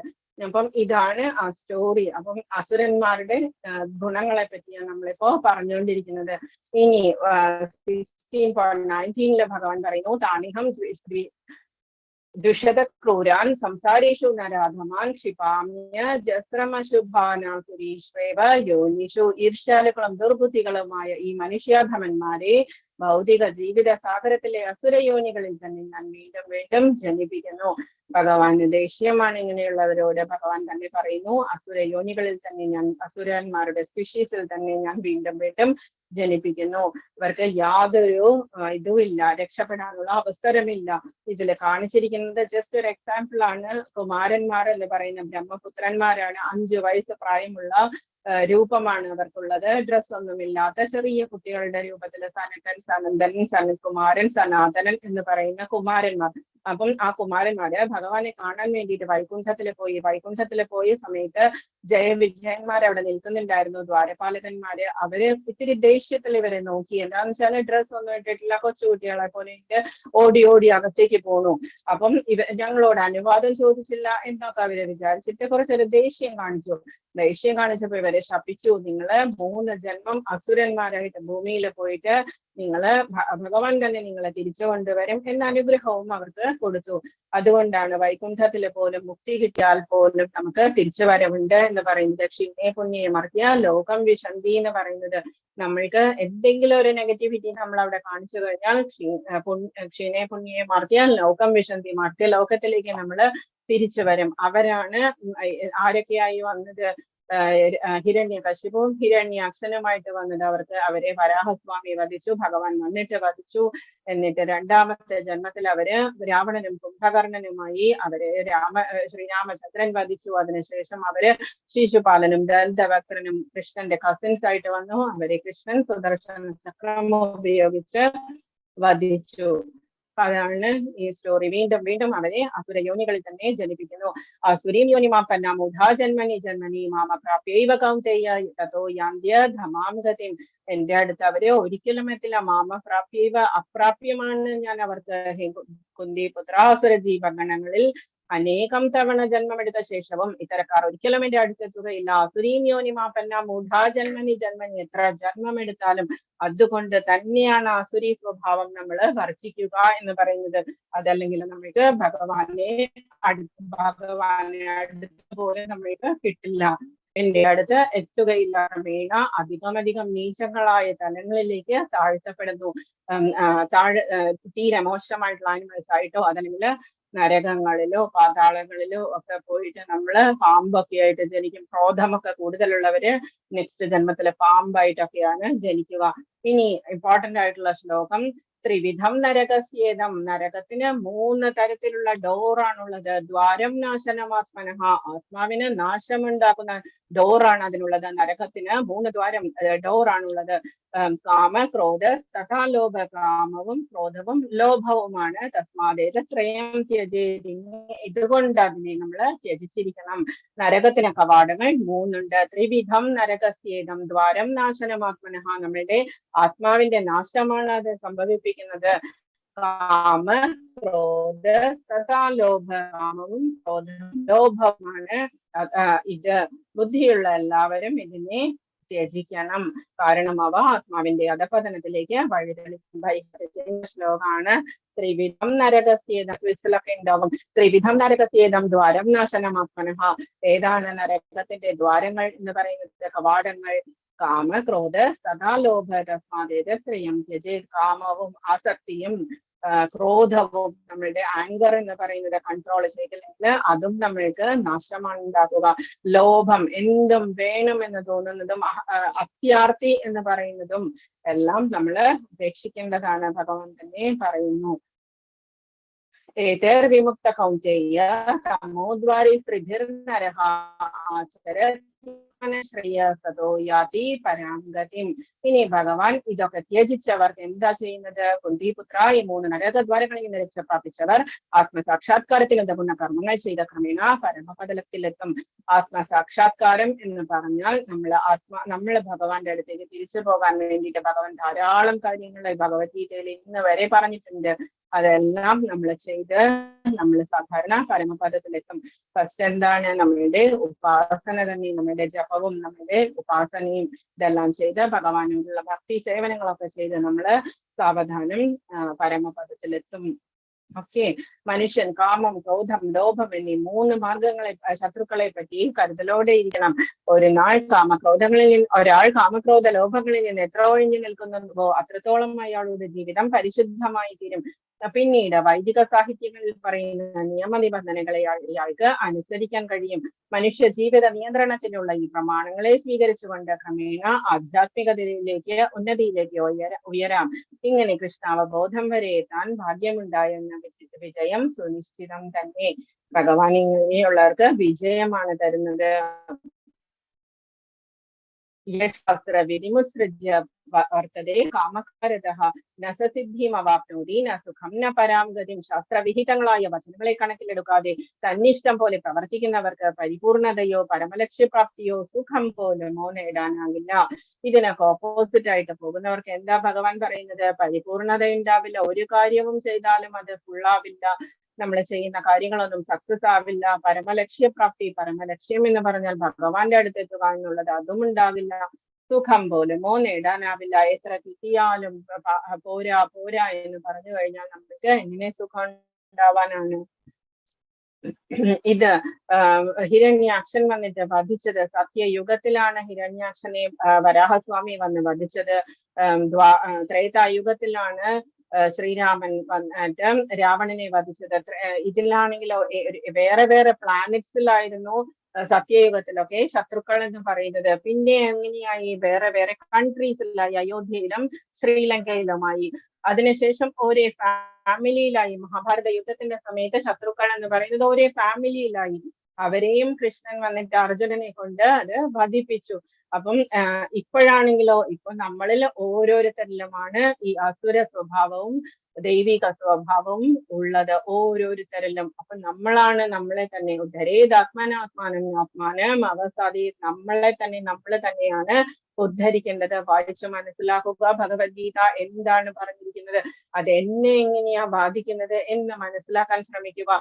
നമ്മൾ ജസ്റ്റ് ഭഗവത്ഗീത എടുത്തിട്ട് വായിച്ചു കഴിഞ്ഞാൽ നമ്മൾക്ക് എന്താ അറിവുണ്ടാവും നമുക്ക്, പക്ഷെ നമ്മള് അത് നമ്മളുടെ ലൈഫിലേക്ക് അപ്ലൈ ചെയ്യാൻ നമുക്ക് അതറിയാൻ സാധിക്കില്ല. അതുകൊണ്ടാണ് ഒരു ഗുരു വേണം എന്ന് പറയുന്നത്. ഫിസിക്സും കെമിസ്ട്രിയും ഒക്കെ പഠിപ്പിക്കുന്നത് പോലെ തന്നെ, പഠിപ്പിച്ചാൽ തന്നെ നമുക്ക് മനസ്സിലാവുന്നത് പോലെ തന്നെ നമുക്ക് ഭഗവത്ഗീത പോലെയുള്ള കാര്യങ്ങളും ഒരാൾ പഠിപ്പിച്ചു തരുമ്പോൾ കൂടുതൽ അത് അപ്ലൈ ചെയ്യാൻ നമുക്ക് മനസ്സിലാകും. അതുകൊണ്ട് തന്നെയാണ് ലൈഫ് മാനുവൽ എന്ന് പറയുന്നത്. നമ്മളെ തന്നെ റെക്ടിഫൈ ചെയ്ത് വളരെ നല്ലൊരു വ്യക്തി, വളരെ നല്ലൊരു സിറ്റിസൺ ആക്കാൻ വേണ്ടിയിട്ടാണ് ഭഗവാൻ ഭഗവത്ഗീത പറഞ്ഞിരിക്കുന്നത്. തസ്മാശാസ്ത്രം പ്രമാണം ദേ കാര്യാകാര്യ വ്യവസ്ഥിതോ ജ്ഞാത്വാ ശാസ്ത്ര വിധാനോക്തം കർമ്മ കർത്തോ മിഹാർഹസി. എന്ത് ചെയ്യണം, എന്ത് ചെയ്യാൻ പാടില്ല എന്ന് ധർമ്മശാസ്ത്രങ്ങളുടെ അടിസ്ഥാനത്തിൽ ഒരാൾ മനസ്സിലാക്കണം. നമ്മൾ എന്താ ചെയ്യേണ്ടത്, എന്താ ചെയ്യേണ്ടാത്തത് നമുക്കിപ്പോ വായിച്ചു മനസ്സിലായില്ലെങ്കിൽ നമ്മൾ ചോദിച്ച് മനസ്സിലാക്കുക. ഗുരുവിനോട് തദ്വിധി പ്രണിപാതേന പരിപ്രശ്നേന സേവയ ഉപദേശന്തി തേ ജ്ഞാനം ജ്ഞാനിന തത്വദർശന ദർശന. ഒരു ഗുരുവിന്റെ അടുത്ത് സമീപിച്ച് നമ്മൾ മനസ്സിലാക്കുക, ഗുരുവിനെ നമസ്കരിച്ച് വിഷ് ചെയ്ത് മനസ്സിലാക്കുക. ഈ നിയമ നിബന്ധനകൾ പഠിച്ചറിഞ്ഞ ശേഷം മാത്രം പ്രവർത്തിക്കുക. തന്മൂലം ക്രമേണ ഉന്നതി പ്രാപിക്കും. ഇങ്ങനെയുള്ള ഭഗവാൻ പറഞ്ഞിരിക്കുന്ന കാര്യങ്ങളൊക്കെ ചെയ്താൽ മാത്രമേ നമുക്ക് ഉന്നതിയിലേക്ക് എത്താൻ സാധിക്കുള്ളൂ. ഭഗവത്ഗീതയിലൂടെ കൃഷ്ണനെ അറിയുകയും കൃഷ്ണാവബോധം ഉൾക്കൊള്ളുകയും ചെയ്ത് ഓരോ സെല്ല്, ഓരോ അണു നമ്മളുടെ കൃഷ്ണ കൃഷ്ണ എന്ന് വിളിക്കുന്ന അത്രയും ഭക്തി വേണം നമ്മൾക്ക്. ഭക്തിയുടെ സേവനത്തിൽ മുഴുകുന്നവൻ വേദ സംഹിതകൾക്ക് നൽകാവുന്നത്ര അത്യുത്കൃഷ്ട ജ്ഞാനം അത്രയും നേടിക്കഴിഞ്ഞു. ശ്രീ ചൈതന്യ മഹാപ്രഭു ഈ പ്രക്രിയ അത്യന്തം ലളിതമാക്കി ഹരേ കൃഷ്ണ മഹാമന്ത്രം ജപിക്കുവാനും ഭഗവത് സേവനത്തിൽ ഭക്തിപൂർവ്വം ഏർപ്പെടുവാനും ഭഗവത് പ്രസാദം ഭക്ഷിക്കാനുമാണ് അദ്ദേഹം ജനങ്ങളോട് ഉപദേശിച്ചിട്ടുള്ളത്. ഈ ഭക്തി സാധനകളിൽ നേരിട്ട് ഏർപ്പെട്ടിരിക്കുന്ന ഒരാൾ വൈദിക സാഹിത്യങ്ങൾ വീണ്ടും വണ്ണം പഠിച്ചിട്ടുണ്ടെന്ന് പറയാം. ഇതായിരുന്നു ഇന്നത്തെ നമ്മളുടെ ക്ലാസ്. ഹരേ കൃഷ്ണ കൃഷ്ണ കൃഷ്ണ ഹരേ ഹരേ, ഹരേ രാമ രാമ രാമ ഹരേ ഹരേ. ഞാൻ ഡൗട്ട്സ് എന്തെങ്കിലും ചോദിക്കാം? ഹരേ കൃഷ്ണ. ഹരേ കൃഷ്ണ മാതാജി. ഹരേ കൃഷ്ണ മാതാജി. ഹരേ കൃഷ്ണ. മനസ്സിലായോ? ആ മാം, മനസ്സിലായി. ഇതുവരെ എടുത്ത 16 ലെസൺസ്, ഇനി 2 ക്ലാസ്സേ ഉള്ളൂ നമുക്ക്. 17 18. അതെ അതെ മാതാജി.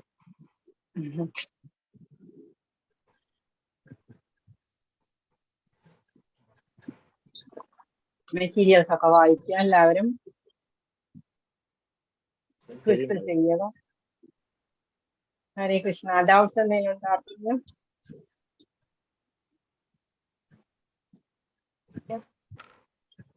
എന്തെങ്കിലും ഫീഡ്ബാക്ക്, സജഷൻസ് എന്തെങ്കിലും പറയാനുണ്ടോ?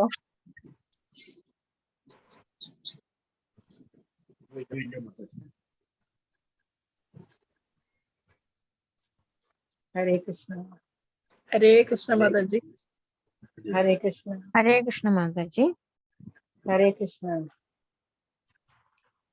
നമ്മള് ക്ലാസ് എടുക്കുമ്പോ ഓഫ്ലൈൻ ക്ലാസ് ആണെങ്കിലാണ് എനിക്ക് നിങ്ങളുടെ ഫീലിങ്സ് അല്ലെങ്കിൽ ഫേസിന്റെ റിയാക്ഷൻസ് എനിക്ക് മനസ്സിലാവുക. ഓൺലൈൻ ആയതുകൊണ്ടാണ് ഞാൻ ചോദിച്ചുകൊണ്ടിരിക്കുന്നത് എന്താണ് സജഷൻസ്, എന്താണ് ഫീഡ്ബാക്ക്, എന്തെങ്കിലും പറയാനുണ്ടോ?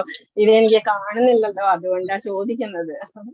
ഞാൻ ഇത്രയും 1 hour ഇരുന്നിട്ട് ഇത്രയും ലെക്ചർ എടുത്തിട്ട് പിന്നെ ആരും ഒന്നും പറയുന്നില്ല എന്ന് വെച്ചാൽ എനിക്ക് എങ്ങനെയാ മനസ്സിലാവുക?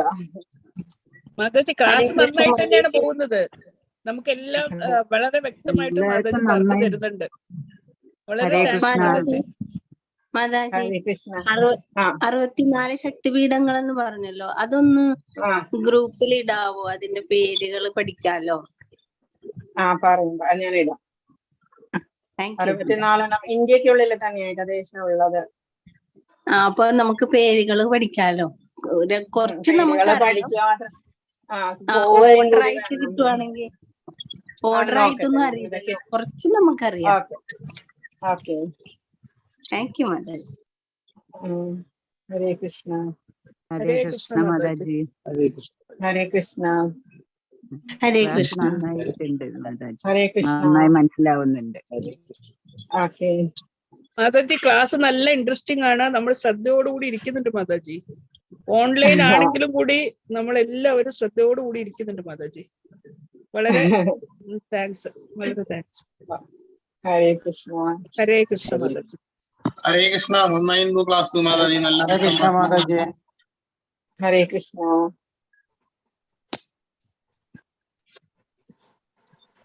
മാതാജി ഈ ക്ലാസ് അറ്റൻഡ് ചെയ്യാൻ തുടങ്ങിയപ്പോഴേ നമ്മള് ആദ്യം ഗീത പരിവാർ എന്നുള്ള ഒരു ക്ലാസ് അറ്റൻഡ് ചെയ്തിട്ടുണ്ടായിരുന്നു. അതിൽ ശ്ലോകങ്ങൾ എങ്ങനെ പാടണം എന്നുള്ളത് മാത്രമായിരുന്നു.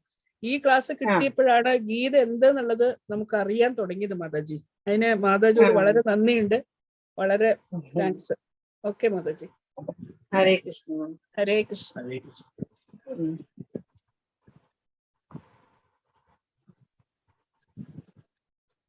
ഹരേ കൃഷ്ണ. സ്റ്റോപ്പ് ചെയ്യാം നമുക്ക്. ഹരേ കൃഷ്ണ. ഓക്കെ മാതാജി. ഹരേ കൃഷ്ണ. ഹരേ കൃഷ്ണ. ഹരേ കൃഷ്ണ. ഹരേ കൃഷ്ണ. കൃഷ്ണ കൃഷ്ണ ഹരേ ഹരേ. ഹരേ രാമ ഹരേ രാമ രാമ രാമ ഹരേ ഹരേ. ഹരേ കൃഷ്ണ. ഹരേ കൃഷ്ണ. കൃഷ്ണ കൃഷ്ണ ഹരേ ഹരേ. ഹരേ രാമ ഹരേ രാമ രാമ രാമ ഹരേ ഹരേ. ഹരേ കൃഷ്ണ. ഹരേ കൃഷ്ണ. കൃഷ്ണ കൃഷ്ണ ഹരേ ഹരേ. ഹരേ രാമ ഹരേ രാമ രാമ രാമ ഹരേ ഹരേ. Hare Krishna, everybody. Hare Krishna. ഹരേ കൃഷ്ണ മാതാജി. Hare Krishna. ഹരേ കൃഷ്ണ മാതാജി. Hare Krishna.